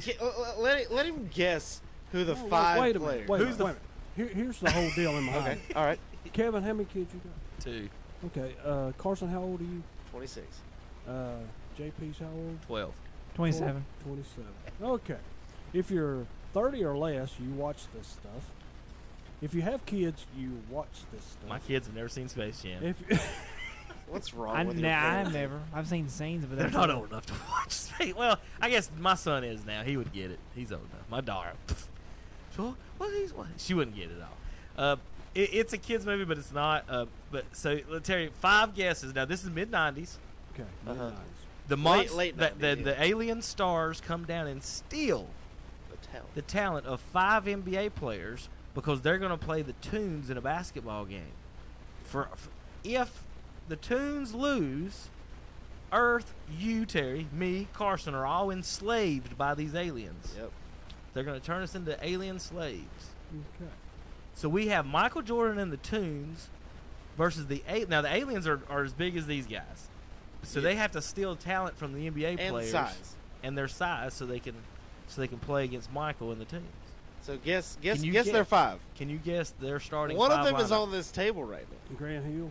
No. See, not one of 2 them? of them are on this table. 2? Yeah. I didn't even know. Oh. There are 2 Monstars on. What they did is they turn them into monsters, and they're called the Monstars, Terry. Yeah. There are 2 Monstars sitting on our table right now. Barkley got to be one. You dang right. And I would say Shaquille. Nope. It's got to be Pippen. Nope. Ah, Pippen's not one. Nope. See, there where they mess up. Pippen was not in the movie at all. I don't think. He might have been in the Bulls scenes. He's probably Maybe. somewhere in some of those near the end of the movie. And there's 2 sitting here. Yeah. Oh, my goodness, there's nobody up there. Who's Terry. over there hanging out with Carson? Muggsy.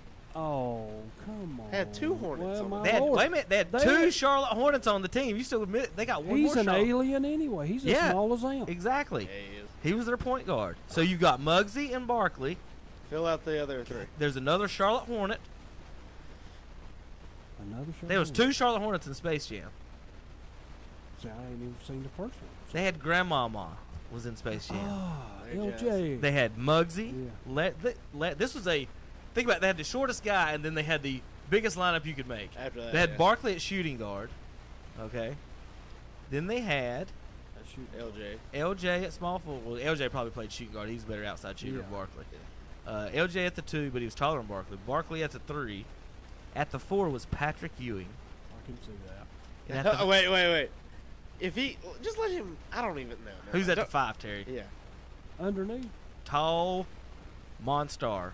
Tall, Need somebody tall. lanky, and Taller than Caucasian. Patrick Ewing. Tall, lanky, and Caucasian. Give me more hints. His number was 76. 70. Got dumped. His number was got 76. dumped on all the time. idea. Sean Bradley. Oh, So the Monstars was Muggsy. How in the world would you have Sean Bradley as one? Because he's tall, and that's all. Chuck Nevitt, he would have been a better pick. Oh God. So you got Muggsy, Barkley, Larry Johnson, Patrick Ewing, and Sean Bradley. And when they steal, so and then instead of being their size, they're like twice the size because they stole all their powers. So anyway, so you've got Jordan, Lola Bunny, Bugs Bunny, Daffy Duck, and Bill Murray. Bill Murray are the starters for the Toon teams because Murray, Bill F. Murray, somehow makes it down to Toonland. Yeah, they never really show that part. I can't remember how they got down there. So Murray ends up in Toonland playing with the Toons, and at halftime they're getting stomped into the ground. And Michael, and Bugs gets some Michael's secret sauce for the guys. And all it is water. All it is water, and they write it on it. This is for you, Terry. It's Terry's secret stuff. That's a Space Jam reference. That's what this is referencing. We have a Terry Reinhardt Space Jam cup on the table, and he's never seen the movie and has no idea what we're talking God about. almighty. No clue. You didn't even know that. Terry, I was comparing you to Michael Jordan. You didn't even know. So the Toons drink Michael's secret stuff to play in the second half. And they come back and win. And they come back and win. And Michael Jordan, to win the game, dunks from half court. Oh, man. Now, here's my question. Oh, I missed that. Here's my question for Terry and Carson. I'm glad Carson brought that part up because I talked to Tom Sinifani last night. He's already texted me. He's not listening to this because he knows what I'm about to say. Space Jam 2's coming out. Oh, God. With LeBron. Oh, no. If the game ends in Space Jam 1 with Michael saving the planet, dunking from half court, how will Space Jam 2 end? Will it be LeBron kicking it to Kevin Hart in the corner for a three? Hey, man. Is that the play they draw up? In Space Jam 1, Jordan dunks from half court. LeBron, Terry, will they draw up a play where he passes it to Kevin Hart, playing the Bill Murray role? You know what? Or will Bugs Bunny shoot the three in the corner? Who gets the three in the corner, Terry? It should be Bugs Bunny. The end of Space Jam 2 is going to be Bill Murray coming out of nowhere. Probably. And he's going to dunk. That was he said. He's like, I can do it, coach. I'll give you all I got. Like that was Bill Murray. He didn't do anything. He got like beat into the ground at one point in the movie. Well, I hate I missed it. Peeled off. Tweety Bird tried to catch a pass. It didn't work out for him. No, it didn't. Grandma was on the bench. How come they don't never replay this stuff? I mean, you don't never see it anymore. Terry's never. Terry, there's been plenty of opportunities. They showed it on TNT and just any of those. Oh, really? I don't think you do too much TV watching, do you? I wonder why. Channels. So I contend that LeBron will be passing the ball to win the game at the end of Space Jam. Now, in Space, so what they do in Space Jam, they when they get Michael, Terry is on the baseball field. He comes back. They weave that story into it. So the spaceship lands on the baseball field, and so Michael saves us. And my second question about LeBron is, for Space Jam 2, Michael 6-0 in the finals. Never lost in the Olympics, won a national championship. When the human race needed a basketball player to save our planet, we went with Michael. And he saved us, Terry. You don't even know it, but you've been saved from an alien Toon invasion. And that's why that's why a lot of people think Michael's the GOAT. That don't even have to do with the championships. It's because he's already saved you from an alien invasion. Now, with all that said, you do realize now our lives and our slavery is at stake over Once LeBron again. James and his 3-6 finals record. Would you not rather have KD or Steph representing us than LeBron? That's my question, Terry. If your life and freedom was on the line, would you want LeBron playing for it or KD and Steph? Myself, I'm gonna take KD and Steph. That's really the main question I got. But my whole deal we're all is about to be behind slaves, and is- no one's concerned with this because we're sending LeBron. I mean, when He we got lost more- LeBron coming in LeBron's there, lost he's going to get rid of whoever's over him anyway, y'all. We have to understand that he's trying to do that in L.A. now. The tweet of the night, Carson, was: Is LeBron is going to trade Bugs and Lola to the Monstars? Is he going to trade his teammates? Is Daffy gone? That's what I'm saying. Who's going to be his teammates? Nobody's going to come and help him. He's got to do it all by There's himself. so many fun questions. He also, for this. so the release date is in like June 2021. Yeah. He's got like the opt out. He can opt out 15 days before that movie. He's going to announce what team he plays for next in Space Jam 2. Yep. And then think about this too as well. this is the year. This is when it gets announced. The year he's in L.A. Oh, yeah. The year he missed 17 games Almost- for an ankle injury. Groin. Well, groin, whatever. It's changed twice. So there's a lot of questions about this, Terry. But you need to watch Space Jam.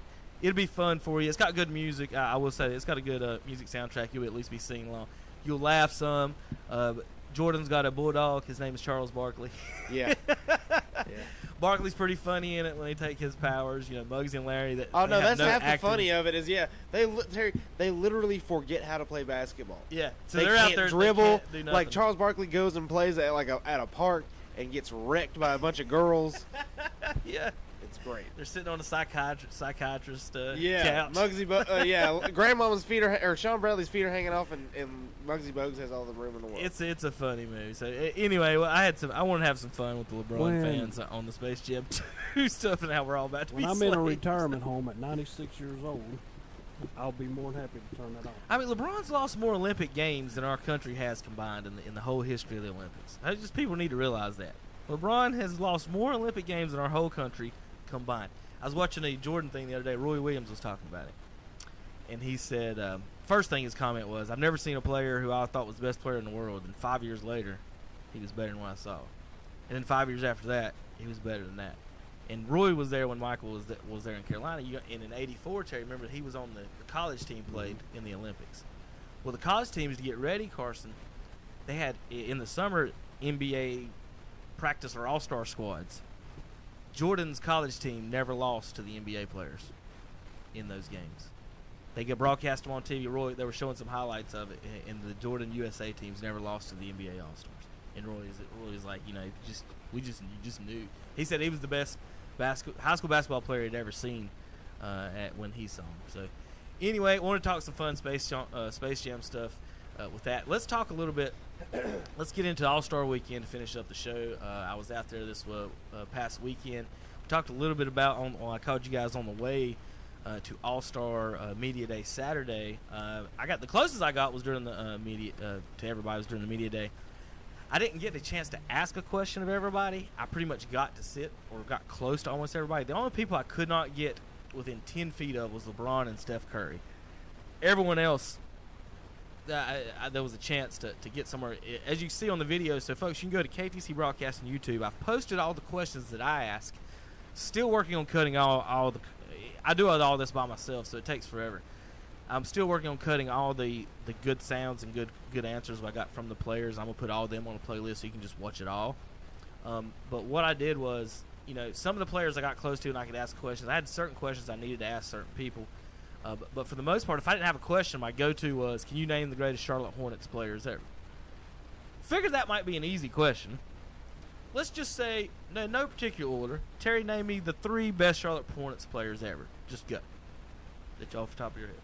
That I would name? Now, let's say this. The 3 greatest. Not the 3 best basketball players, because if we do that, I'd say Dwight Howard's the best center.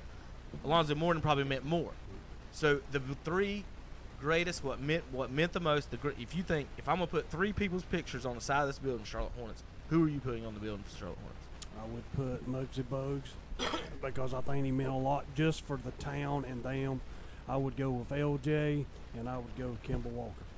Carson? I would probably go. I go Kemba 1. I said no order. Well, too bad. It's getting put in order. Getting put in order. I don't care. Kimba's number 1. I'm gonna go Kemba, LJ, and Del Curry.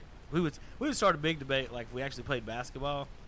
Like Kemba is definitely not my starter. He might even be my 3rd point guard on a team. I know that would break Carson's heart, but we'll get into that later. Kemba, though, as far as the greatest or meant the most, he is there. He's one of the top 3. I would also put Glenn Rice. He won a playoff series, All-Star Game MVP. Couldn't have done anything more. He's done more as a Charlotte Hornet than anyone ever has. Those 2 are the top 2. And then on 3rd level, popularity, you can make the argument for Muggsy. You can make the argument for Larry. Larry might have been the best basketball player we've ever had at his peak. Yeah. As a player, Glenn Rice is probably between those 2 as far as the best basketball players. And to represent Charlotte, you'd probably say Muggsy. And I've been arguing with a couple of people, Terry. They don't realize how good he was. And people are so disrespectful of past players, and especially when you say, well, he played in the past and he was short. And they're like, he was the fastest player on the court, you dodos. If Nate Robinson can play, but Muggsy can play. Just because Nate can dunk. And people put so much value into being able to dunk, Terry. How many times a game does Nate Robinson dunk? How many times did Larry Bird dunk? Yeah. That's true. And that's the thing. And scouts do it all the time. You got a 6'6" guy with skills that can't dunk. You got a 6'6" guy that can jump out of the gym. Who gets recruited?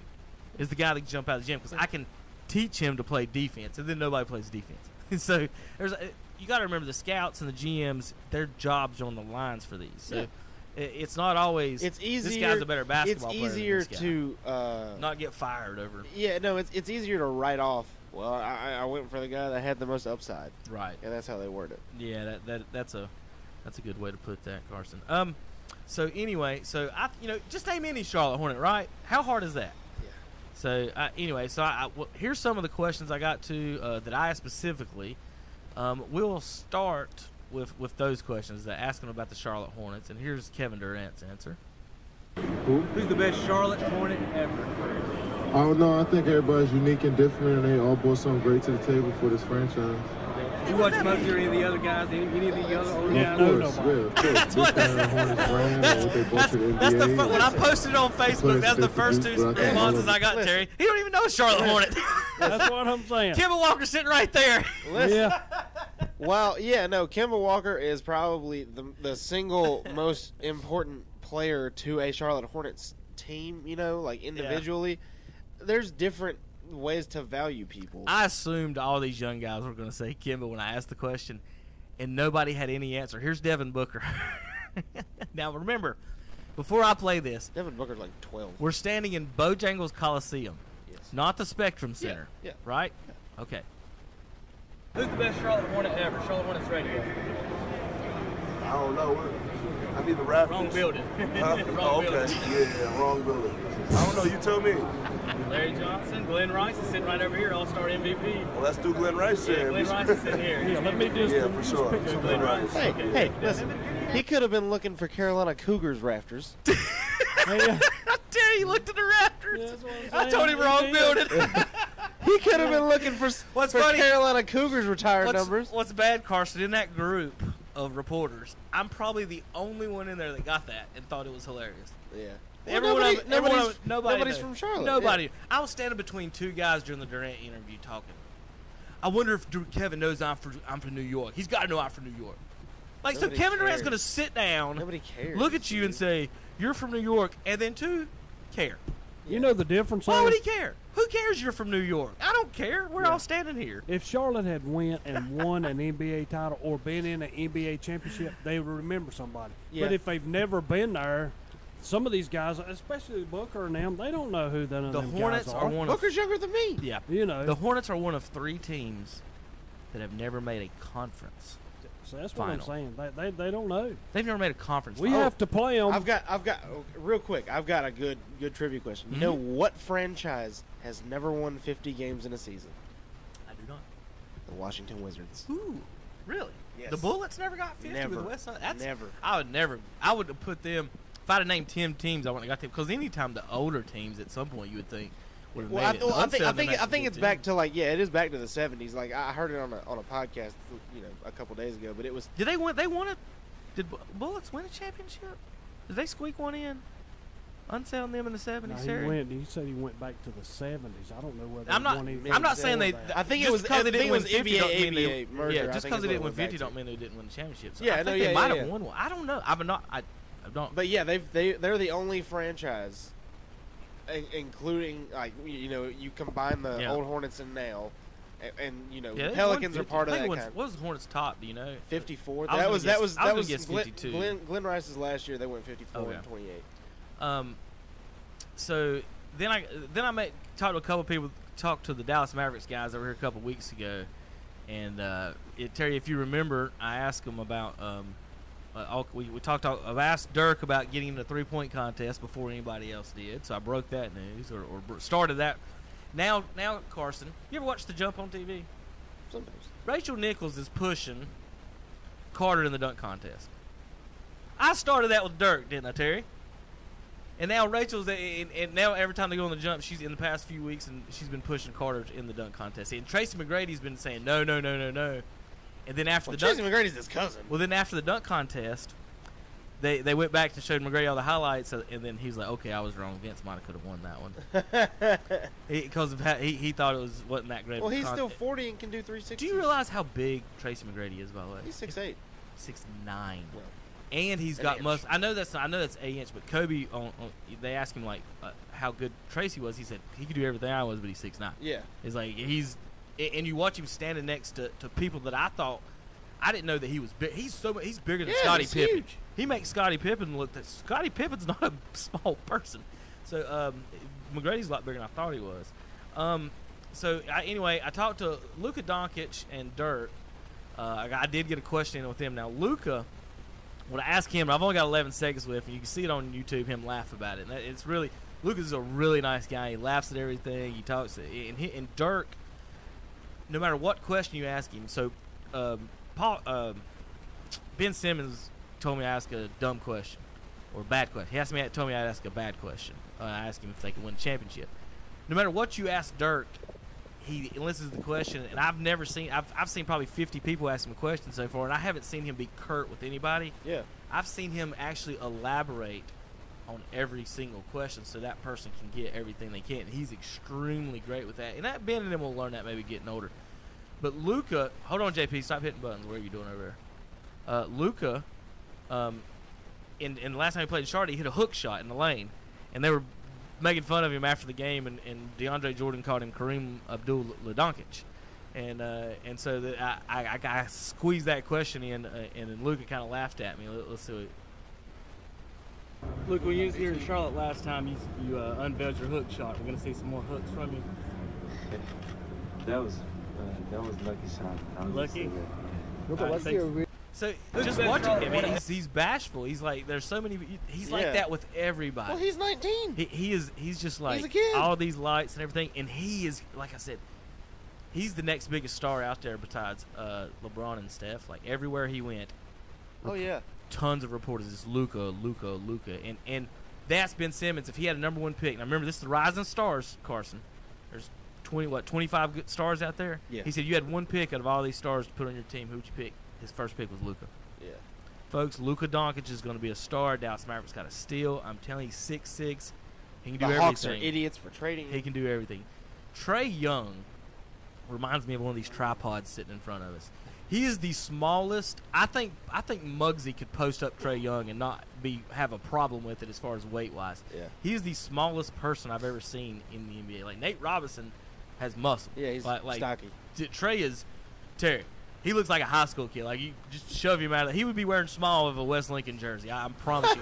He could fit into any singlet y'all got over there, and it might be loose on him. He's not a big kid, and he talks like a young kid.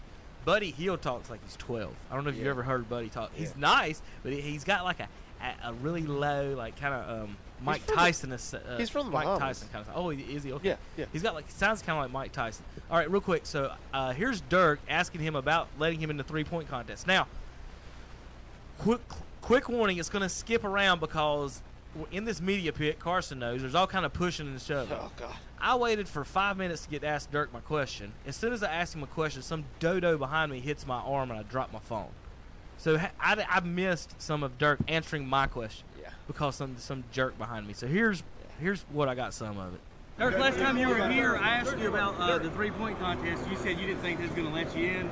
And we kind of talked about it on the floor, and you said they're not going to let you. So what did you have to do to get in at this? I had to make a few and be with some of the greatest shooters in the world, and hopefully I can get them and hopefully get in the final. That'll be fun. But like I said, they expanded the competition to 10. There's amazing shooters, so we'll see how that goes. Was there any more talk of getting Vince in the dunk contest yet?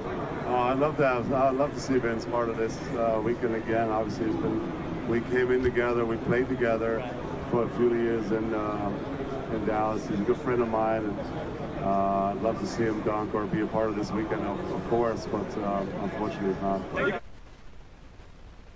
Vince would have made the more percentage of his dunks than Dennis Smith. One of the tweets was Dennis Smith goes 1 from 11 from the dunks. reigniting the ghost of Carmelo Anthony for the Knicks. All right, a couple more I want to play. I talked to Kimba. Got a few quotes on him. Was asking him about the All-Star game, and then I want to get to probably my highlight of the weekend, the interview after Kimba. Glenn Rice has been MVP here before. We'd like to see you maybe put on MVP for us or win the three-point contest. But fans are excited to see you, ready to put on a show for us here. I'm gonna try and do what I could. Three-point contest, I'm gonna go out there, enjoy it, let it compete for sure. In the game, I'm gonna do the same. I'm gonna enjoy it, but I'm definitely gonna compete and gonna try and go out there and get a win and put it on a show for the fans. Can Dirk finish his rap? That's the question. Yeah, Dirk is definitely gonna finish, man. That's if he can finish his rap. Before. All right, thank you. So that was Kimba Walker. Now this is the highlight of my weekend, Terry. Gary Payton, the glove, top 10 assists and steals. People forget when they start naming the top point guards of all time. If you're going to do a top 10, he's definitely in it. Some people argue top 5. My argument, Terry, we talk Steph and Magic and all these guys. But if I'm going to the park and I'm putting together my lineup, if I've got Jordan and Pippen on the wings and I had Gary Payton as the point guard, how's your wings going to do anything? How y'all going to score? How you going to move the ball? Put those 3 dogs at the guard position, and it would be about so tough. Who cares if you got Steph or Magic Johnson? Because you could run all 3 of them at any of them, and then you could pretty much pick whatever forwards or centers you want to throw out there to go with. What do Gary Payton, real quick. You saw him play. Yeah, and he's always competitor, no matter who. And he talked crap to you while he was playing. He's the one that didn't mind Jordan talking crap to Jordan. That's it. And he would go back and forth with Michael. That was fun. That's the type of player he was, and he could stick you like anybody. That's what like they say, they call him the glove. And he had some shoes, and I said something to him about those. I didn't mention I was pulling against him in the championship against Jordan. I did mention I was a fan of him being a player. You'll hear it in a second. Excuse me, but Gary was on the TV show NBA Live, whatever, and he come off. He started talking to some fans and everything, and I'm kind of watching him, wondering if he's going to come back this way near us. And he's behind a barrier. He's not really in the interview section or anything.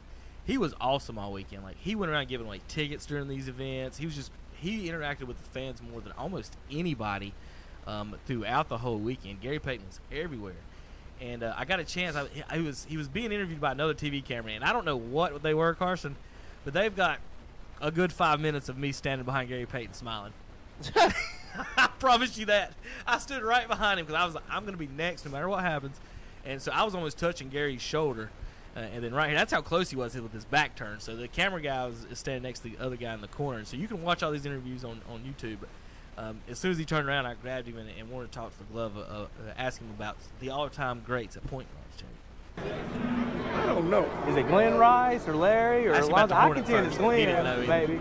MVP, I think all of them. All of them, man. You can't always say who the greatest of anything. Right. It's just like when they say Seattle, who is the greatest player in Seattle, people want to pick me.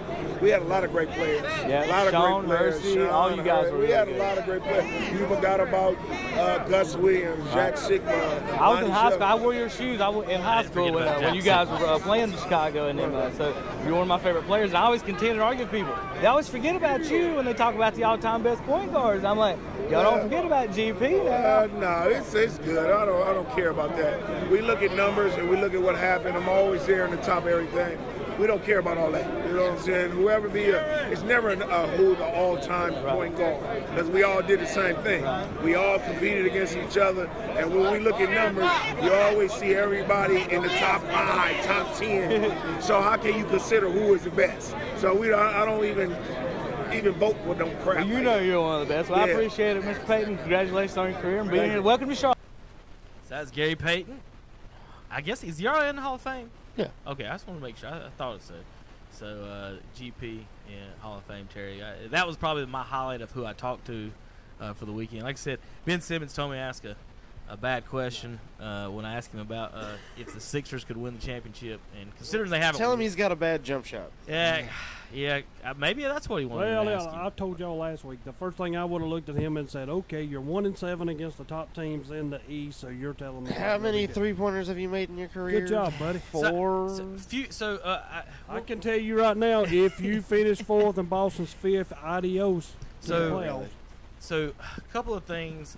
Let's talk about the NBA All-Star Weekend real quick. I was sitting next to a USA Today guy. Me and him both agreed that we'd rather see the whole East-West thing come back. I would too. It's hard to figure out who's on the teams. It's hard. It's team LeBron, team Giannis. Who's where? What am I watching?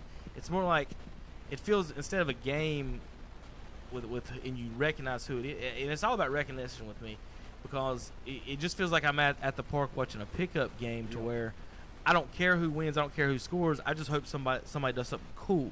You know what I mean? Like, is anybody playing defense? I don't know. There's a lot of things to it visually. I'm not that big a fan. I'm not saying it's not entertaining wise, I guess, but it's just weird in that way. It being in Charlotte, I had a couple problems with and this isn't a Charlotte thing in general. The All-Star Weekend is not for locals. Right. It is not for the local fans to come to. It is not for local anything. It's all out of state, out of country traffic. I mean I can't. I was giving directions left and right to people not from Charlotte. I mean that's all I did was talk to reporters and other people. Hey, go here, go do this, you can do that. And when I say that, you know, I expected, and I have already told the kids, and I had planned on buying stuffed Yugos with All-Star stuff on. There wasn't a single one in the building, Terry. What they did, the NBA came in. All the media rooms, everything in the building is basically this is how the All-Star game worked. If you work for the Hornets, get out. We're going to come in, set everything up, run everything, and then you guys can come in and fill holes where we need you and stuff. All the ushers were the same. All the food people were the same. I talked to some of the people that I normally see and talk to, asking about all the changes and difference. But everything, the media downstairs, everything was switched around. It was confusing. And the team stores got the whole – of course, you've been in the front gate. Yeah. And when you walk in the front, you know the ticket office there? Yeah. The NBA took that whole front section and turned it into a team store. They already have a giant Hornets team store downstairs. Yeah. So they made an NBA team store that whole front section. So you don't even. It does not look nothing like a regular Hornets game. Then all the little pagodas, you know, with the Hornet stuff. Yeah. No Hornet stuff. The only Charlotte stuff on anything that had Charlotte on it was the Charlotte All-Star logo. Yeah. That was on a couple of things. It was a towel with the Charlotte logo, and they don't even say Charlotte on it. It says CHA. Yeah. And no one even abbreviates Charlotte like that around here. Don't most people do CLT? CLT, Okay. yeah. So there was a lot of things like Terry, you were saying like grab me stuff. I thought, you know, I couldn't make it to the first take thing, but I thought at the All-Star events, the 3 events I went to, there would be tons of All-Star stuff that you could buy, which there was, but it was NBA. Generic. I could buy a LeBron Lakers jersey at this game, but I couldn't buy a Charlotte Hornets jersey that said All-Star on it. So I couldn't buy a Yugo. What I wanted more than anything was the little stuffed Yugos, like right here behind me, with the All-Star logos on them. With those, from a merchandise standpoint, I thought that Charlotte, they were going to make a ton of Yugo-related merchandise. I thought we was going to see Yugo keychains, these guys. Think about all the international people. First of all, the purple and teal are good colors, and then everybody loves Yugo. So I thought the international people would come in and buy these like hotcakes, and there was nothing to it. I was disappointed in that part. That it wasn't. They tried to make it seem like it was a local event, and it was not. It was an international event. It wasn't. It wasn't for locals, and people were wondering about traffic as well. Traffic was clear as a bell because the locals knew or thought it would be bad, so the locals stayed away. And then I mean, I would get on the road in less than a minute or two. As soon as I got in my parking lot, I just drive out and get on Brookshire, and I'm going. It did not take long at all to get out. It did not take long to get in, unless you went down the wrong street. They had a couple streets blocked.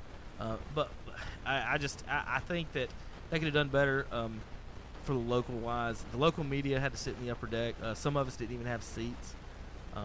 It was, you know, one of the guys. I'll quote one of the guys from the Chinese TV.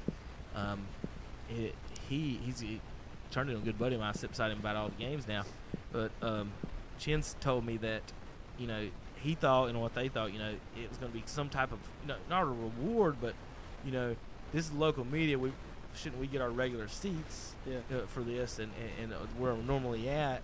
And we understand, you know, people coming in or whatever, but at the same time, those people are going to go to the All-Star game next year. I'm not. and I think that was my biggest point for the locals and stuff. Like, I'm not going to the All-Star game in Chicago next year. Yeah. I'm not going to the next year. This is Charlotte. This is the only one I ever go to. You know, I'm not saying, you know, pat us on the back or make us kings or anything, but give us a seat and let us enjoy it and have a good time with it. And I don't think that was looked at all. Some of the local papers and places would there was empty seats. I got pictures all in the media section from some of these people. Like the USA Today would have, you know, 7 seats and 2 people sitting down. Well, where's the other 5 doing right now? Yeah. Wouldn't that be like anything, though? I mean, as I look at this and you're saying it, if I'm an NBA All-Star, I'm going to come in and I'm going to put everybody's stuff in there because it's an NBA All-Star game. It's not going to be just about the Hornets. Right. This is just where we're holding it. And y'all went down to Atlanta. I know Carson and did. Yeah. Was Atlanta not like that too? I mean, when you walked in I didn't see anything Falcons related. You know what I'm saying? No, that's not what I'm getting at. I'm saying there wasn't anything Hornets. Not like there wasn't like one booth or every booth should be Hornets. There wasn't anything. I'm not saying it should be inundated with Hornet merchandise or any of that or everything be about the Hornets. What I'm saying is that there was nothing. It was local media out, Chinese media in. You know, Fox News, you get 7 spots. You get you know all if you're from somewhere else other than the Charlotte area, the Charlotte people were bumped to the last row. The team doctor for the Charlotte Hornets was on the last row. I heard him talking about it. So, and the way they do the tickets, Terry, is that you get 31 slots. The home team gets 2 of them, and they split up 31 ways. You got 19,000 seats with that 31 ways. That's how many Charlotte got. What I was saying is that it was like an NBA event, and that's all it was. Like there was, and kind of what you're saying. Yeah, there's no Falcons there, but that's not what. It's different. There's 2 teams there. Yeah. It's Rams and Patriots there for that. But I'm sure they had at least a Super Bowl Mercedes-Benz shirts or something like that somewhere. But anyway, a few little small complaints as far as on our end on the media wise. But other than that, I thought it was a pretty decent weekend. The dunk contest, a few rules and stuff. Terry, what do y'all think about this rule? You know, they say you get 3 misses or whatever. Let them miss wherever they want, but every time you miss, the highest number you can get drops. 1. So if I miss a dunk and I make my next one, the highest I get to 9, and then an 8, and then a 7. This would make this problem a whole lot easier to where you don't get guys miss 6 dunks and then hit the next one and get a 50. Yeah. And then the guy in front of him hit his first dunk and get a 47 and he loses. Yeah. So there's got to be something there. I think there should have been. I don't know the number of dunks or how they did it, but it was just I don't think that the USA Today guys was thinking. I don't think that people got their money's worth on that in the dunk competition. Now the 3-point contest, they threw 10 people out there. Yeah. That was a lot of people, a lot of fun. People enjoyed that. The one thing I guess I didn't see that I would want to see since we were in Charlotte was a mascot dunk contest. Super Hugo did not make one appearance while I was out there, I don't think. Hugo was out there a lot. Even Sir Purr tweeted out that he wanted to enter the dunk contest, showed a picture of him. You know, he comes to some of the games and does as well. Charlotte, you know, Super Hugo and the Gorilla were the founders of the mascot dunks and the crazy dunks. So I thought that they would have, you know, they did a lot. They did some type of show or something between. Y'all didn't see it on TV, but every time y'all went to commercial, somebody was coming out on the court to dance and do something, some type of trick or something. I just assumed at some point that we would see maybe type of, hey, here's 10 minutes of a dunk contest. Shaq, y'all didn't see the Papa Shot contest between Shaq and Kenny, did you? So Shaq and Kenny, they brought out this, you know, this big, I don't know how to, they made the basketball goal a Papa Shot machine, basically. Yeah. And Kenny got a rapper to help him, and Shaq got a rapper to help him.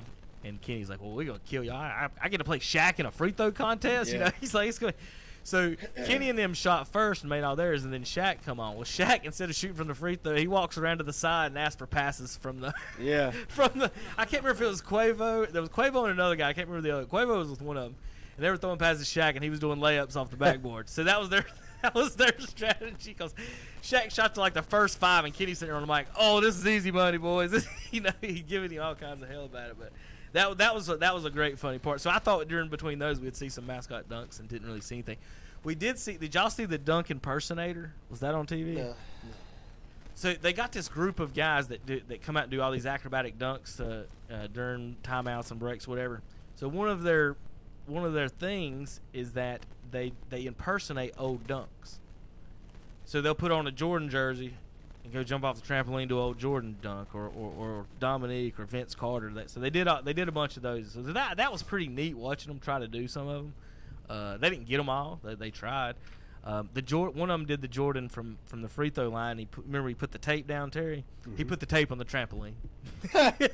And the dude jumped off at. Did they do the pumping up the shoes? The best one. The best one was Blake Griffin.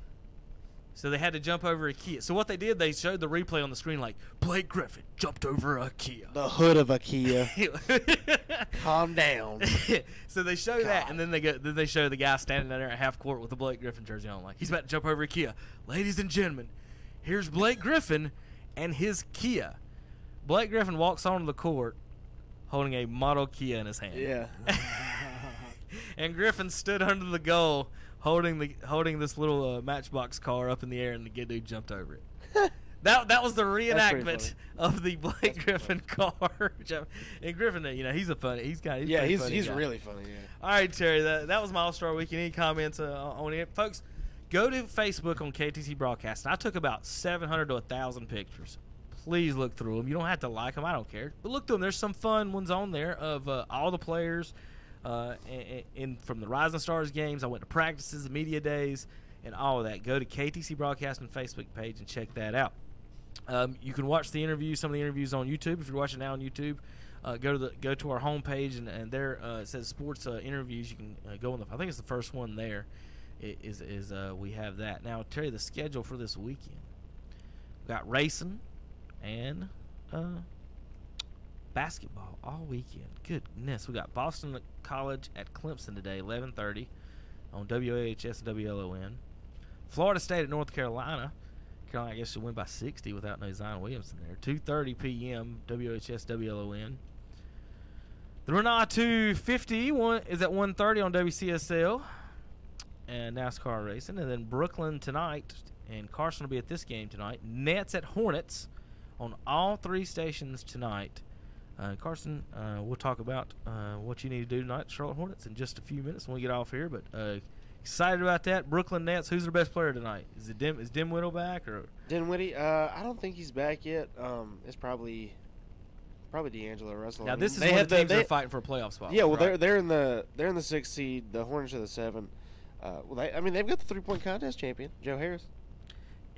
And I picked him to win it before. We're all sitting up there, and I'm like, I'd like Dirk to win, boys, but Joe Harris does really good in these, and everybody's talking, picking the Currys and Steph. If he heats up, Steph's, and everybody talks about Steph. They call him the greatest shooter ever. I think he's the greatest dribbling shooter ever. You know what I mean?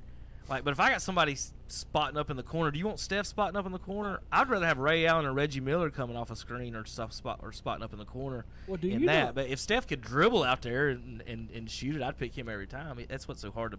My deal is this: Harris steps out there, he ain't got nothing to lose. He's not supposed to win anyway. No pressure. I just shoot.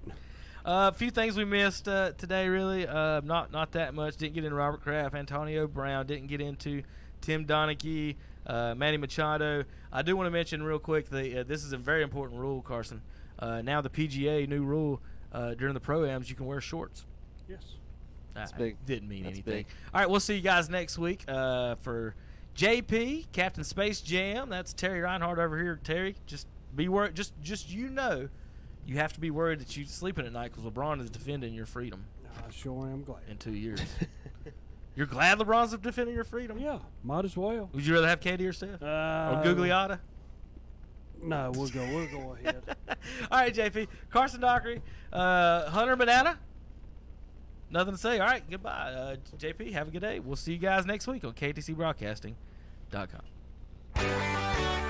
Country Gold with Terry Clark. I'm Terry Clark, inviting you to join me this week for Country Gold, where we play all your favorites from the 80s and 90s. Country Gold with Terry Clark, Wednesday afternoons at 1 o'clock on Carolina Country WC.